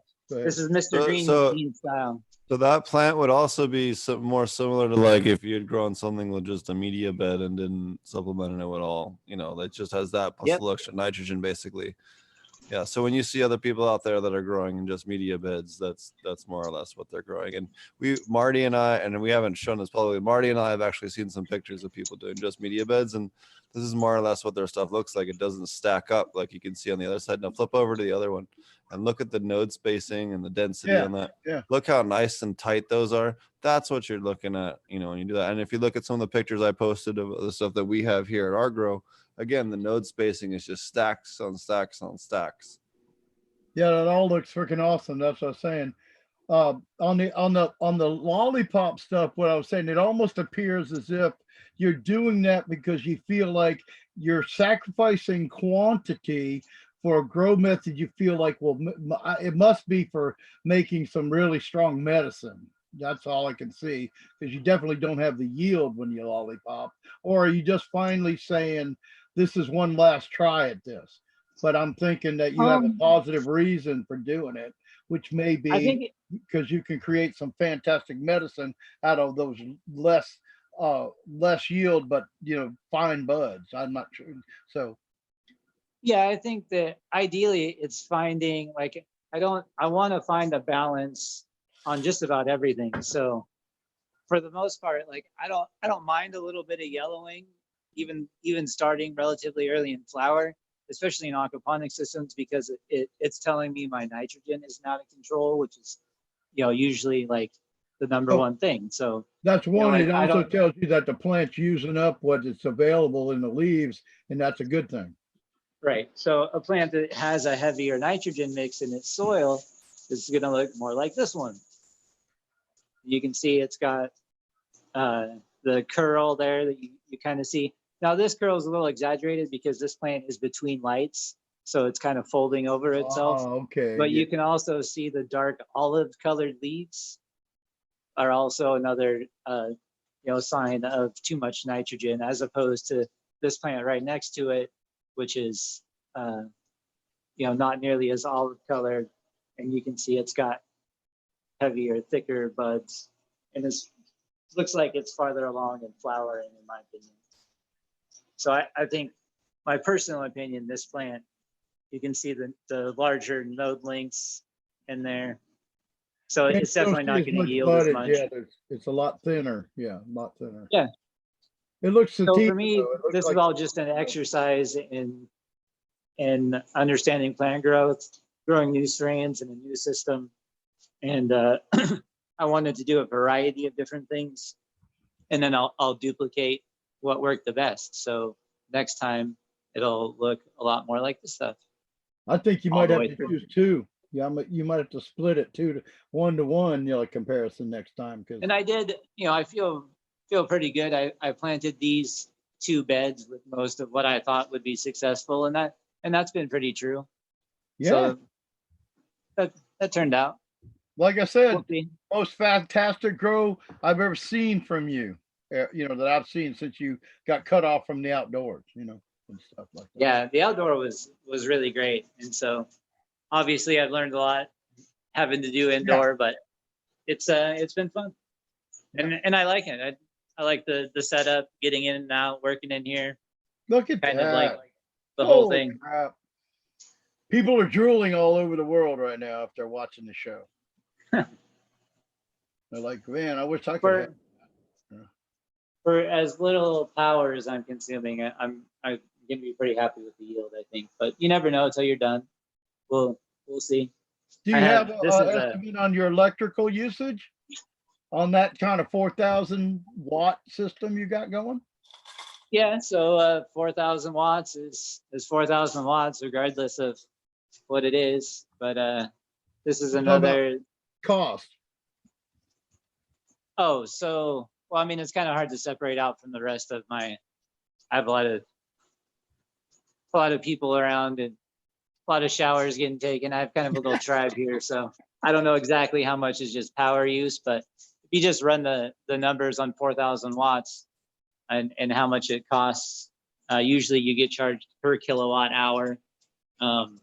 In some places, power is cheaper at night, so run your lights at night like I do, and that also helps control your temperature. So that definitely helps.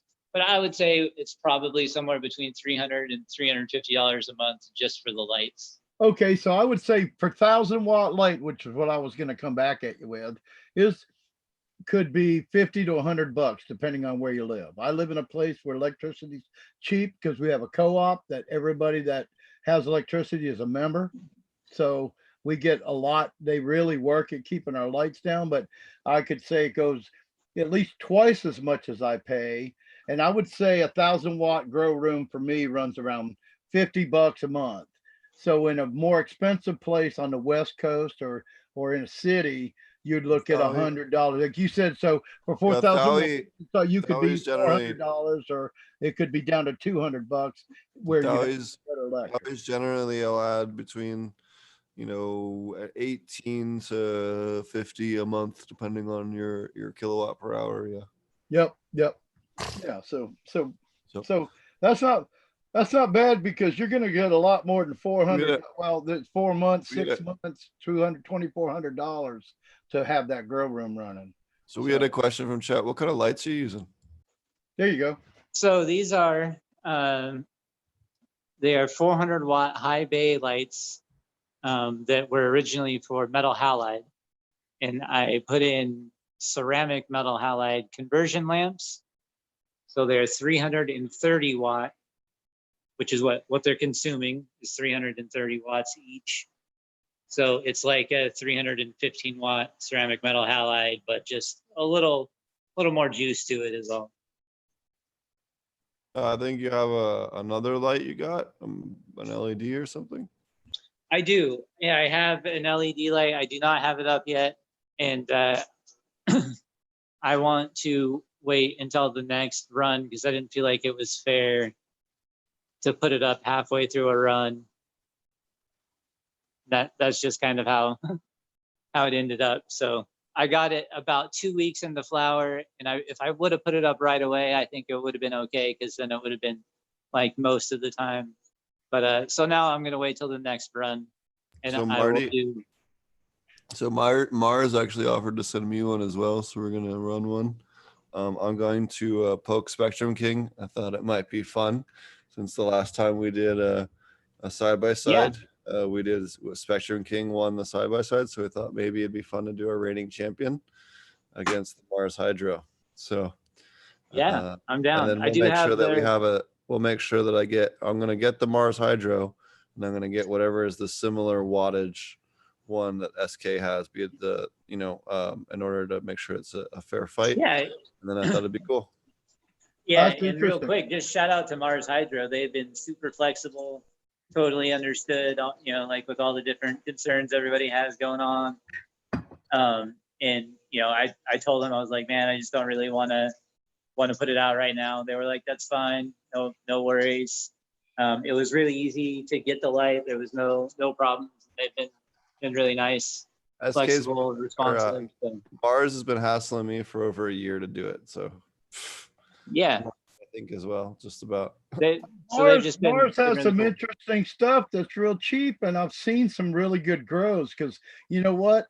On our website, there's hundreds of guys that bought Mars Hydro, if that's what you're talking about. And I've got a couple of because I bought them because I had so many people on the forum buying them. So, I mean, if you want to teach people how to grow and that's what they're buying, you have to get them yourself.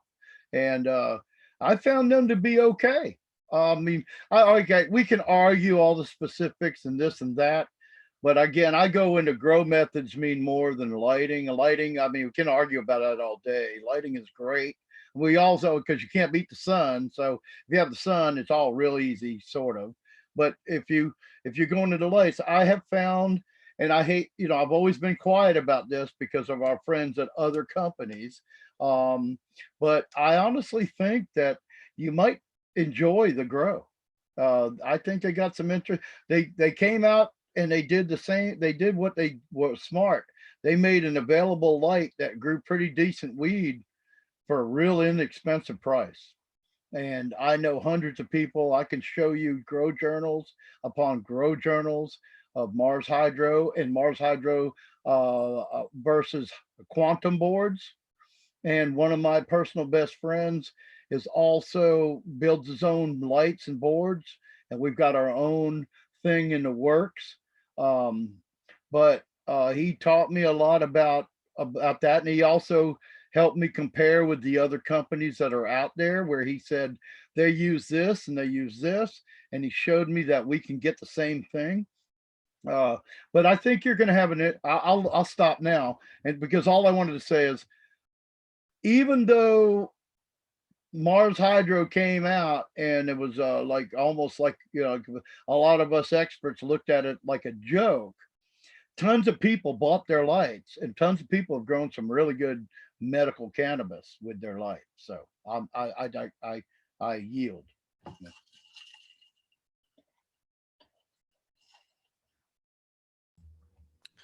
Oh, Marty, I did start out with a 40 bay, a 400 watt high bay light, that like the kind you had in the gas station.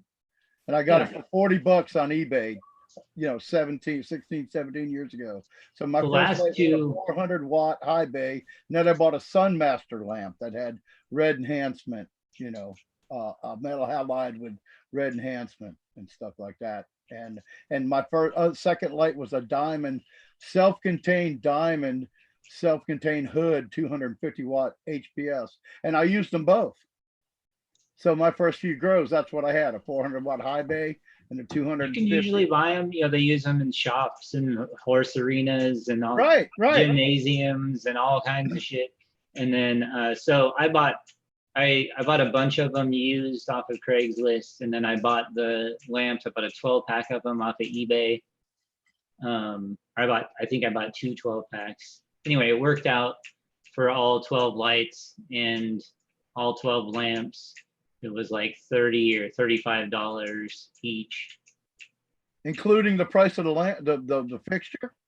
Yeah, the fixture and the lamp together. Wow, that's pretty. Yeah. So yeah, you bought them, but that's, guys, there you go. If you want ceramic metal halide, I mean, it's a it's a pretty cheap way to get in the door for sure. And the thing is you can find these still to this day, because Yeah. these are the same lights that when you go in the gas station, it's all lit up at night and you get gas. That's a 400 watt metal halide high bay over your head. They give them And- away too. Like I find them on like the fixtures. You sometimes the last couple that I got for the bedroom, they were just giving them away because they had to replace them. So well, sometimes you get lucky. yeah, sometimes you do. And then Philips makes the conversion bulb, Yeah. or the conversion lamp, I should say. And I think it's a Philips CDM All Start or something like that is the name of it. Austin, But, you just did the right Google thing. with the CMH lamp. conversion 330 watt. You can find it most places. And keep in online. mind, Marty did something that most people don't say. It's not a bulb, it's a lamp. The lamp is the bulb, or whatever and the fixture is your We had another question. ballast, We had a question from chat. Do you have a favorite cultivar in aquaponics, and have you had any good luck with Malawi Outdoors and OK? Or you had mentioned having good luck with Malawi Outdoors in Oklahoma. Where did you source them? Pure crosses? How late to harvest? So I guess Marty, let's do the first one. What's your favorite cultivar in aquaponics? I'll let Marty go first. Oh man, that is a tough one. Blue cheese was amazing, which was a UK cheese crossed with DJ Short's blueberry. That was just definitely crowd pleaser. Wow. Looked great, smelled great, smoked great, had a great high, pretty much everything across the board. So it was a great one, and was a good producer too. Gosh, what else? The cookies, the form cut cookies. I'm not a big cookies guy in general, and like other cookies that I've had from like the dispensary, or a couple of friends who grew it was pretty good, but it turned out really well. Shishka berry, I would say it did really well. It'll look terrible towards the end, but it's okay. In the end product here, it's just Is that more Pretty- sativa type plant? Did you find it to be more sativa? I would say, Because Yeah, when I they kind of look pitiful, sometimes it's because they're sativa. But what you get out of it is like, oh yeah, sure. Yeah. I mean, I definitely think that those, those traits can come from that side for sure. I don't think that I've seen too many other ones that fade as fast or as hard as Shishka berry does. And it starts early too, so that makes sense. It'll pop tree flowers within 48 hours of switching your lights, like just that fast. wow. Its light trigger is almost immediate. So it starts flowering early and fades really hard. So really fun to grow, really fun colors. I wouldn't say it's a super big yielder. Probably Right. the biggest yielder I had was Starfighter OG. So I would have to say if you're after a yield, you might go for some of those larger yielding ones. So yeah, I don't know. I like a bunch of them. Let's see, what else have I grown? Starfighter was really good. Shishka was really good. Jackarar, that was really good. Really What were the piney, a different flavor. Tell people about the characteristics of Jackarar. It's really piney. At least the cut that I had, it was, I want to say it was like pine sol, but it was very, very pungent, and had really cool fall colors. It almost turned like a rust color on the shade leaves. So not really purple or yellow. It was really like a really rust red, reddish color. So that was really cool. And it was really mellow. It was probably like one of my favorite things to just like smoke at night and listen to music. And I don't know, for me, it was just really distinct flavor because of so much of the pine aspect to it. Oh, So, yeah. yeah. I think people wonder sometimes, they've heard so much about it, but usually you just read the description, and I've never found that description on any, even I, you know, I hate to say it, but even sometimes our descriptions, I think it's true or to an extent, and I think it's how you grow your environment and everything. So a lot of times we go and look at a seed bank and we say, oh, oh yeah, that's what I want. But if you don't grow it, like whoever made that, or whatever characteristics are in general to a plant, not necessarily reproduced by you unless you grow it in a certain way. I mean, sometimes that cultivar can be that strong where you get it, but good grow methods in the end will get you everything you can out of a plant. Yeah, and I think you can definitely get different genetic expression. Yeah. Especially if you have more than more than one phenotype. If you have access to seeds, or sometimes the clones you get will be from different phenotypes. It kind of depends on the nursery and how they're running things, but you could get clones from a nursery that just happen to be different phenotypes. Well, could you attribute that maybe to cross pollination because they have a nursery and maybe they got plants over here and maybe cross pollinated something, or do you just think that's I think we all think that a cannabis plant can do whatever it wants, but I'm just making conversation. Yeah, I mean, you can cross pollination, is definitely going to cause variation, like a whole new strain kind of variation. Yeah, so citrus, speaking of which, we have some citrus mac and some mango, I think, is it mango mac or guava mac and citrus mac that we're going to be crossing with some stuff. So that'll be our sherbet mac and mango mac, or sherbet mac and something else mac that we're going to be crossing with some other cool stuff, Alaskan grape and citrus sap and a couple of others. So we'll see how those come out. So that'll be the next breeding round here. They're supposed to all be sweet. So 6 phenos of THC bomb in chat. That's the biggest colas I've ever gotten on a single plant. We're on THC bomb. Got a great chat tonight. The conversion watts are 300, or the conversion bulbs are 330 watts. Somebody was asking in chat. I know normal ceramic metal halides are 315, but if you want to do the conversion for the high bay, it's 330. Okay. So are the conversions for the Thales 660 then? For the 660, or no, so for 1,000 watt, I think it's a 930 or something like that, 915 maybe, or some weird number like that. I can't remember. Some weird number. But they do have 1,000 watt conversion. It's pretty expensive, and I don't have any 1,000 watt conversions. It would need to be a magnetic ballast. Right. Yeah. Someone in chat says, what about our ceramic metal halide gives some UVB too? Yeah, that's absolutely correct. Just remember UVA and UVB in particular, if you're growing CBD, that's not going to help you. You do not want UVB if you're growing CBD in particular. It will decrease your CBD expression and increase your THC expression unless it is a type 3 chemovar that is, the double turned on CBD gene and not and a double turned off THC. So if you do not have a very specific chemovar type, that UVB will actually decrease your CBD and increase your THC in testing. So stay away from those if you are doing CBD specifically, unless you really know what you're doing with the genetics.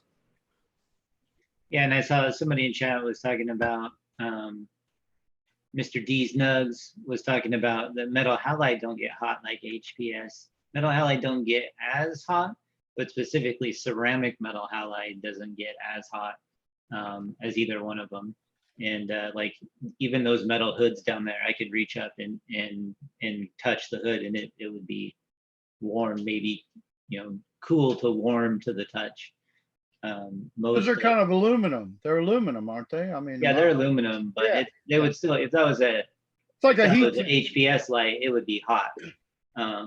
Whereas a ceramic metal halide is not anywhere close to that temperature. So really the less wattage that you're consuming, so instead of 400 watts, you're consuming 70 less watts. Most of that is heat reduction because you get a similar amount of light output.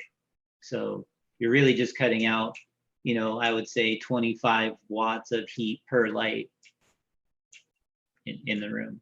So you feel like it's a trade-off, a little less heat, and the plant will function better, you know, in a cool Well, environment. you definitely, less heat means less cooling that you have to put into the room, and overall power you have to worry about. So, you know, that's kind of the way I look at it. And ceramic metal halide gives you a nice white light, as opposed to a regular metal halide can be pretty blue, and that's why you see them used in veg more often. So a ceramic metal halide is going to give you more of a white light, like a Full white spectrum, LED. yeah. That's awesome. That's awesome. I think everybody's out there loving that for sure. Yeah, but see, and I love the way we talk about, we look at things differently, because what you said to me was, you know, like, so, and it means the same thing, exactly what you said. But to me, it means I'm sacrificing a little power to keep my heat down, which will make the grow more efficient, you know, and then you said cheaper, you know, but first I always look at just controlling the environment is number one, and the cost of doing business is the cost of doing business. So we just Well, I look think at it. for efficiency, you could argue that spending a little bit of money on a little bit more power to get a lot more yield, at some point that makes sense, but it doesn't really matter for me, because I didn't want to run HBS and have to worry about putting in AC and everything. Right now, I'm running really well with just exhaust fan and inlet fan, and then I do have air conditioning that runs upstairs here in the office, and the entire building is insulated. So I'm hoping that by consuming so much fewer watts, I won't have to worry about putting AC directly in the flower room. So we'll see how it goes, though. It's been good so far. It's got up to like 80, 85 at night or something like that here one night. We got really That's not bad. all night. 85 at night. Oh, well, wait a minute.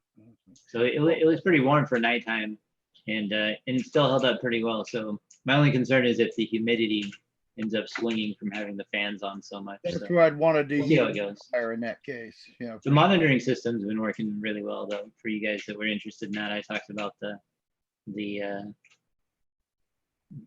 weather station and the automated grow plugs. I talked about that a couple weeks ago. So it's been going good. I can adjust it as needed. So I've dropped the humidity settings a little bit as I got later into flower. And yeah, it was really easy. Logged in, changed everything, and keeps everything in check pretty well. So if you guys are looking for a cheap and dirty way to do a grow monitor, it was pretty easy. I think it was $125 for the weather station from Ambient Weather, and then like $25 for 4 plugs from GoSun. wow. And so that measures your heat and humidity. Is that what you're saying? Temperature and humidity, and then it uses a web platform, so like reports to a web page, and then if it has rules, so like if my temperature goes above 89 degrees, then it turns on the exhaust fan, or if the humidity rises above 75 degrees, then turn on the exhaust fan, and if it goes down below 68% humidity, then turn it back off. And same for temperature. Right. Yeah, that's similar to different. And what's cool is you can use the same sensor for both fans, and you can use temperature and humidity both controls. So it doesn't matter which one turns it on or which one turns it off. If the temperature gets too high or too low, it turns it on or off. If the humidity gets too high or too low, it turns it off. If it gets too high because the temperature is too high, it gets turned on, and then the humidity gets too low, it's still going to turn it off. So either one, it keeps my VPD kind of boxed in, because it can trigger either fan for either temperature or humidity. So it's kind of a last to trigger it wins. If that makes sense. Oh, well, so let me ask you this. What is the cost of that unit? The cost of the unit? Yeah. Well, the weather station is, I think, $125 ish. Oh, is And that like a subscription via internet? No. You have to, okay, I'm just, all right. No, the all that's free. It's You just get the hardware you hardware. have to buy. You have hardware. Yeah, the hardware, Okay. I think total was, I bought 8 plugs, so I'm using it to control my bedroom, fans, and my lights, and kind of everything. So I have my light triggers. So if you guys have a light controller, like I have a 12 light controller, it has one 10 plug that it uses as a what's called a trigger cord. So when that trigger cord gets power, it turns on all the lights on that controller. Does that make sense? So I Yes, can so plug let's in get a back smart to plug talking for about- just the trigger light, Yeah. and then have it turn on all the grow lights at the same time. So Okay. instead of using a timer, I use a smart plug and an app. Well, that's like a photo, it's not the same, but like you're talking about like a photo cell. Yeah. Or it Uh, acts like a photo cell, because you didn't It's say. basically, it's like a timer. So yeah, it just replaces all the little timers that I used to have to go Right. and set for that I can just change it on my phone or turn them on and off. Like the bedroom lights, I can turn on and off as I need to. They're even voice compatible, so I can tell Google to turn them on and off. Okay, here we go. Huh. Fancy. So that's where the subscription and the computer comes into it. There's no subscription. Oh, no, you just buy it, and then you have a website you can go to or Google. Yep, just a one-time fee. So you just buy the hardware, and it's compatible. The platform is if this then that ifttt.com. ifttt.com. Yep. So the weather sensors for temperature and humidity report to ifttt, and the smart plugs will respond to commands from ifttt. So the weather station reports the temperature. When it gets to a certain temperature, then it turns on the smart plug or turns it off, and that turns the fan on or off. Okay, so I don't think you ever told us what it cost. Yeah, it costs $125 for Oh. the weather station and $25 for 4 plugs. I bought 8 plugs, so that's what it was. What do you got there, Steve? $325. So it was 175 total to Oh, do all my bedroom fans, all my flower room fans, my light triggers in both rooms, the cloner, and pumps for both systems. that's not bad. 175. So you got a discount as you bought more. They So definitely- be sure to look for Aquaponic Chronic Live Sugar in your local dispensary in Oklahoma. If you Nice. don't currently carry it, be sure to tell them to request Organic Innovations. We have some really nice live sugar. Stuff tastes incredible. So Yeah. really, really, really good. You say that was live resin? Yeah, it's live resin. It's basically live sugar. Nice. Yeah, it's fucking bomb. This is just my giant jar of BHO. Must I be. love those aquaponic terps, man. We have another round. We're gonna harvest next week or the week after, depending on which plant. So we have some 10th Planet that'll be out there on the market soon. Some Cindy 90 or some Chem Dog, some Sour Diesel, some Wedding Cake, and then we have a super fire cut of GMO. What is it? GMO cookies, GMO blackberry cookies. That's what it is. Oh my God, that stuff is ridiculous. So You say blackberry cookies? That sounds good. yeah, GMO across the blackberry cookies. It is ridiculous. Interesting. I don't know if I've ever had GMO. I've had Forum cut. I've had the Larry Bird cut. I've had. The Larry Bird cut. Well, you haven't heard of the Larry Bird cut? Number 33? No, I know that Larry Bird's probably my favorite basketball player of all time, but That doesn't surprise me. why? Because You he seem like a is. Larry Bird kind of guy. Oh, well, yeah. He basically was. I'm just poking fun at you. If you're in Oklahoma as well and you need clones, we have significantly scaled up our clone production to support both our own stuff. We have a 22,000 square foot facility coming online in about 90 days that we are gearing up to be able to provide clones for. And then we have an additional 14,000 clones that we've had to produce for ourselves for our own acreage. But we are also producing clones. If you're in Oklahoma, we have a bunch of amazing cuts. Some came from all over the world, and then some are some really good local cuts here, all ready to go. So if you're looking, for some good cuts, definitely check us out over at Organic Innovations. If you are a licensed producer only. Anything else that you've been up to there, Marty? I will start to wind down. No, actually, just getting ready to take off, take another dab. Yeah, I haven't even shot any videos. I probably need to shoot an update video. I don't think I've shot one this week. So, but definitely check out my YouTube channel, AP Meds, Aquaponic Cannabis Growers Group. That's usually where we hang out. Steve and I started that group long, I don't even know how many years ago now, probably 5, 6, probably 5. Anyway, Aquaponic Cannabis Growers Group on Facebook. It's getting bigger and bigger all the time. Thousands of people on there. Lots of good fun, good tips, good grows, inspiration, ideas, fun stuff like that. And we try to keep it really positive. I know Steve and I have been super busy lately. I started a new job. I have a new grow, also putting in a greenhouse. Like there's just only so much time in the day. So if we miss somebody's spam, we're very sorry that you had to see it, but we will delete it eventually. Please stop inboxing me. Yeah, we Marty, I promise you, Marty and I both check it at least once a day. Like it might not be, the right one you do, but Marty and I both do make it a point. And actually Roger is a moderator on there as well under a different name. So and we also have a couple of other moderators.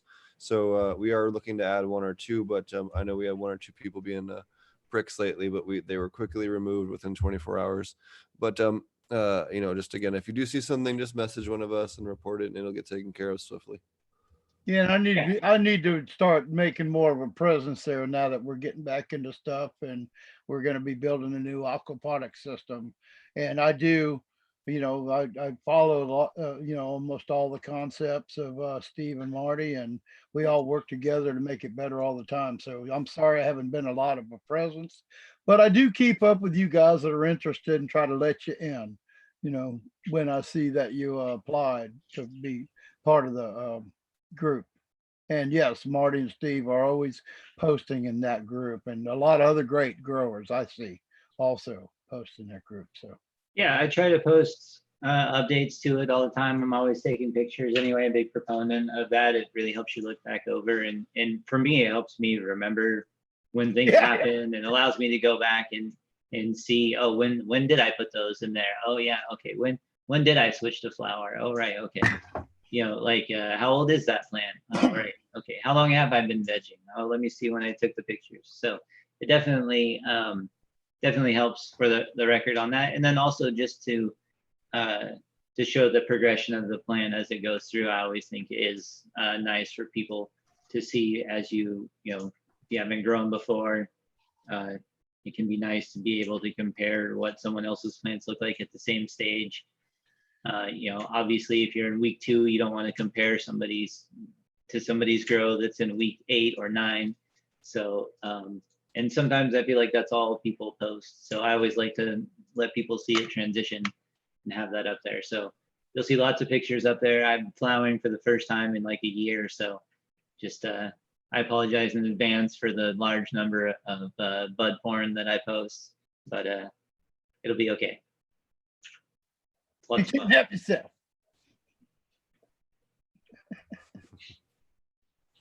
So thanks, guys. I'll see you later. Thanks, buddy. Why don't you tell everybody how to find you? Yeah, AP Meds on YouTube, Patreon, Instagram, all of those fun social medias. So yeah, hit me up, message me. like I said, Aquaponic Cannabis Growers Group on Facebook, Probiotic Farmers Alliance. Shout out to Alan. Thanks for being on the show numerous times. Appreciate you. And yeah, just shooting new content. So stay tuned for outdoor fun and finishing up the indoor. Awesome. Have a good one, guys. Thanks, bud. What Don't about you? go Rob? away yet. Wait till the end of the damn it. What's up with Never you, get Roger? Morty to the end of the show, damn What's new with you and your garden? it. Oh, we Anything? got a great new group of hardcore growers that are just loving it. I finally got people interested in my property and what I built years ago. Then I'm I'm ecstatic, and I'm as happy as I've been in years because we've conquered many obstacles this past week or so.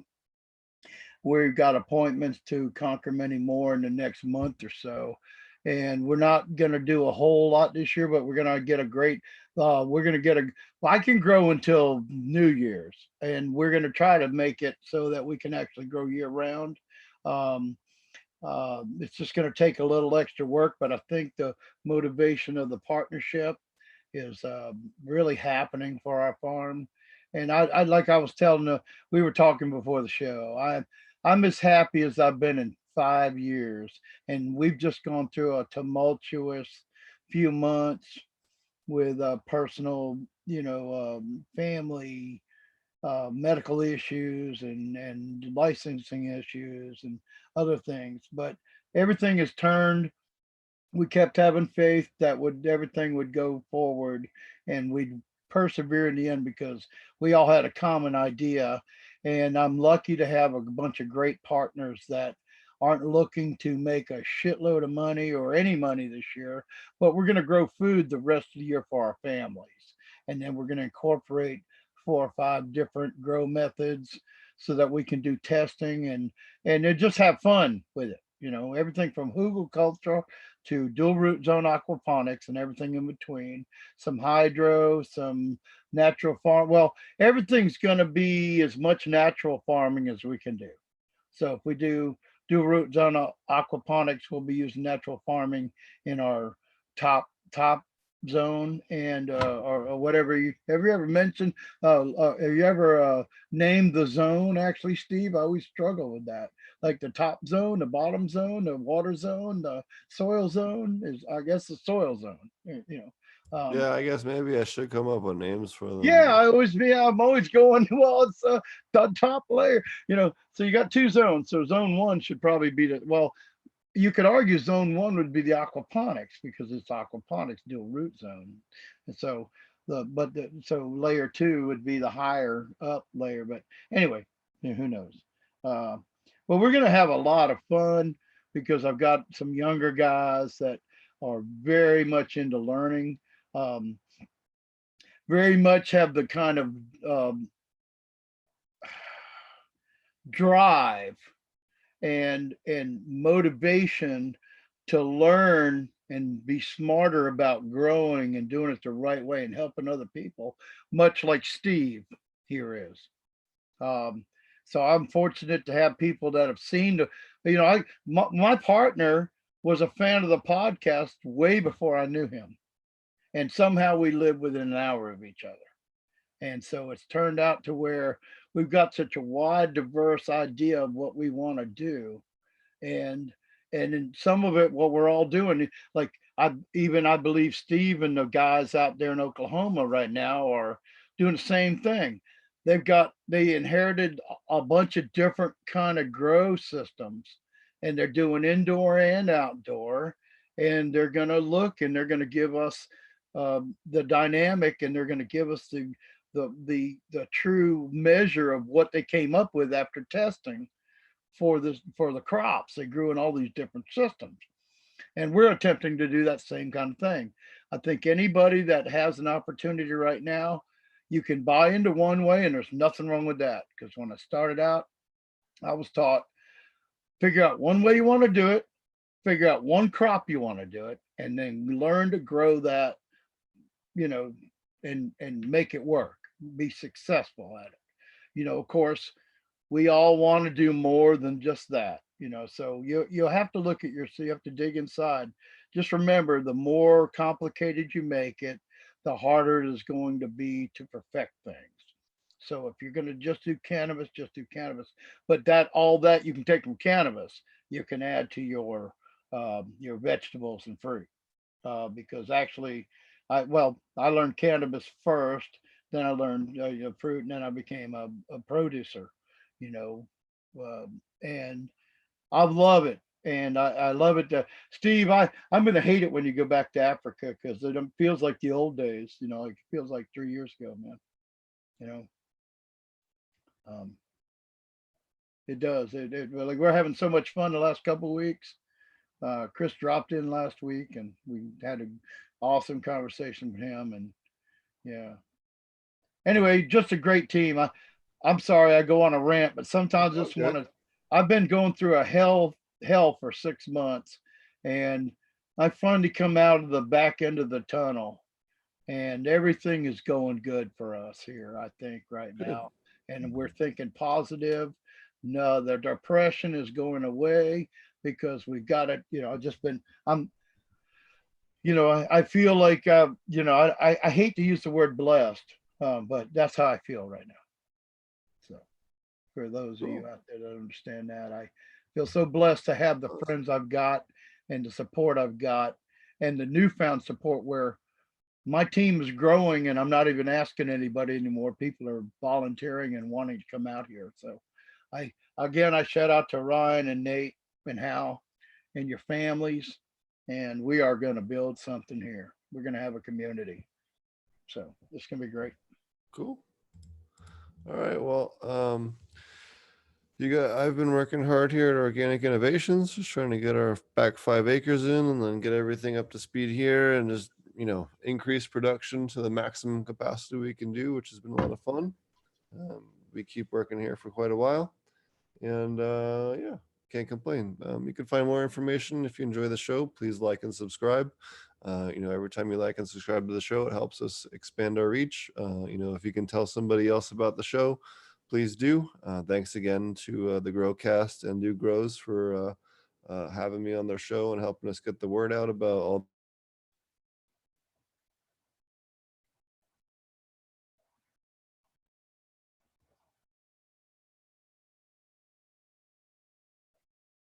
Okay. The time we'll catch you guys later. You can find me at Potent Ponics, YouTube, SoundCloud, iTunes, and iHeartRadio, all the different places. And we'll be back again next week. We'll be doing 1 to 2 episodes a week until I get back into the swing of things. Spring planting, honestly, now through the middle of June, it's probably going to be about 1 episode a week. So I'm simply just too busy right now. So, but oh yeah. Anyways, we'll take care, and we'll see you guys again next week. Cheers.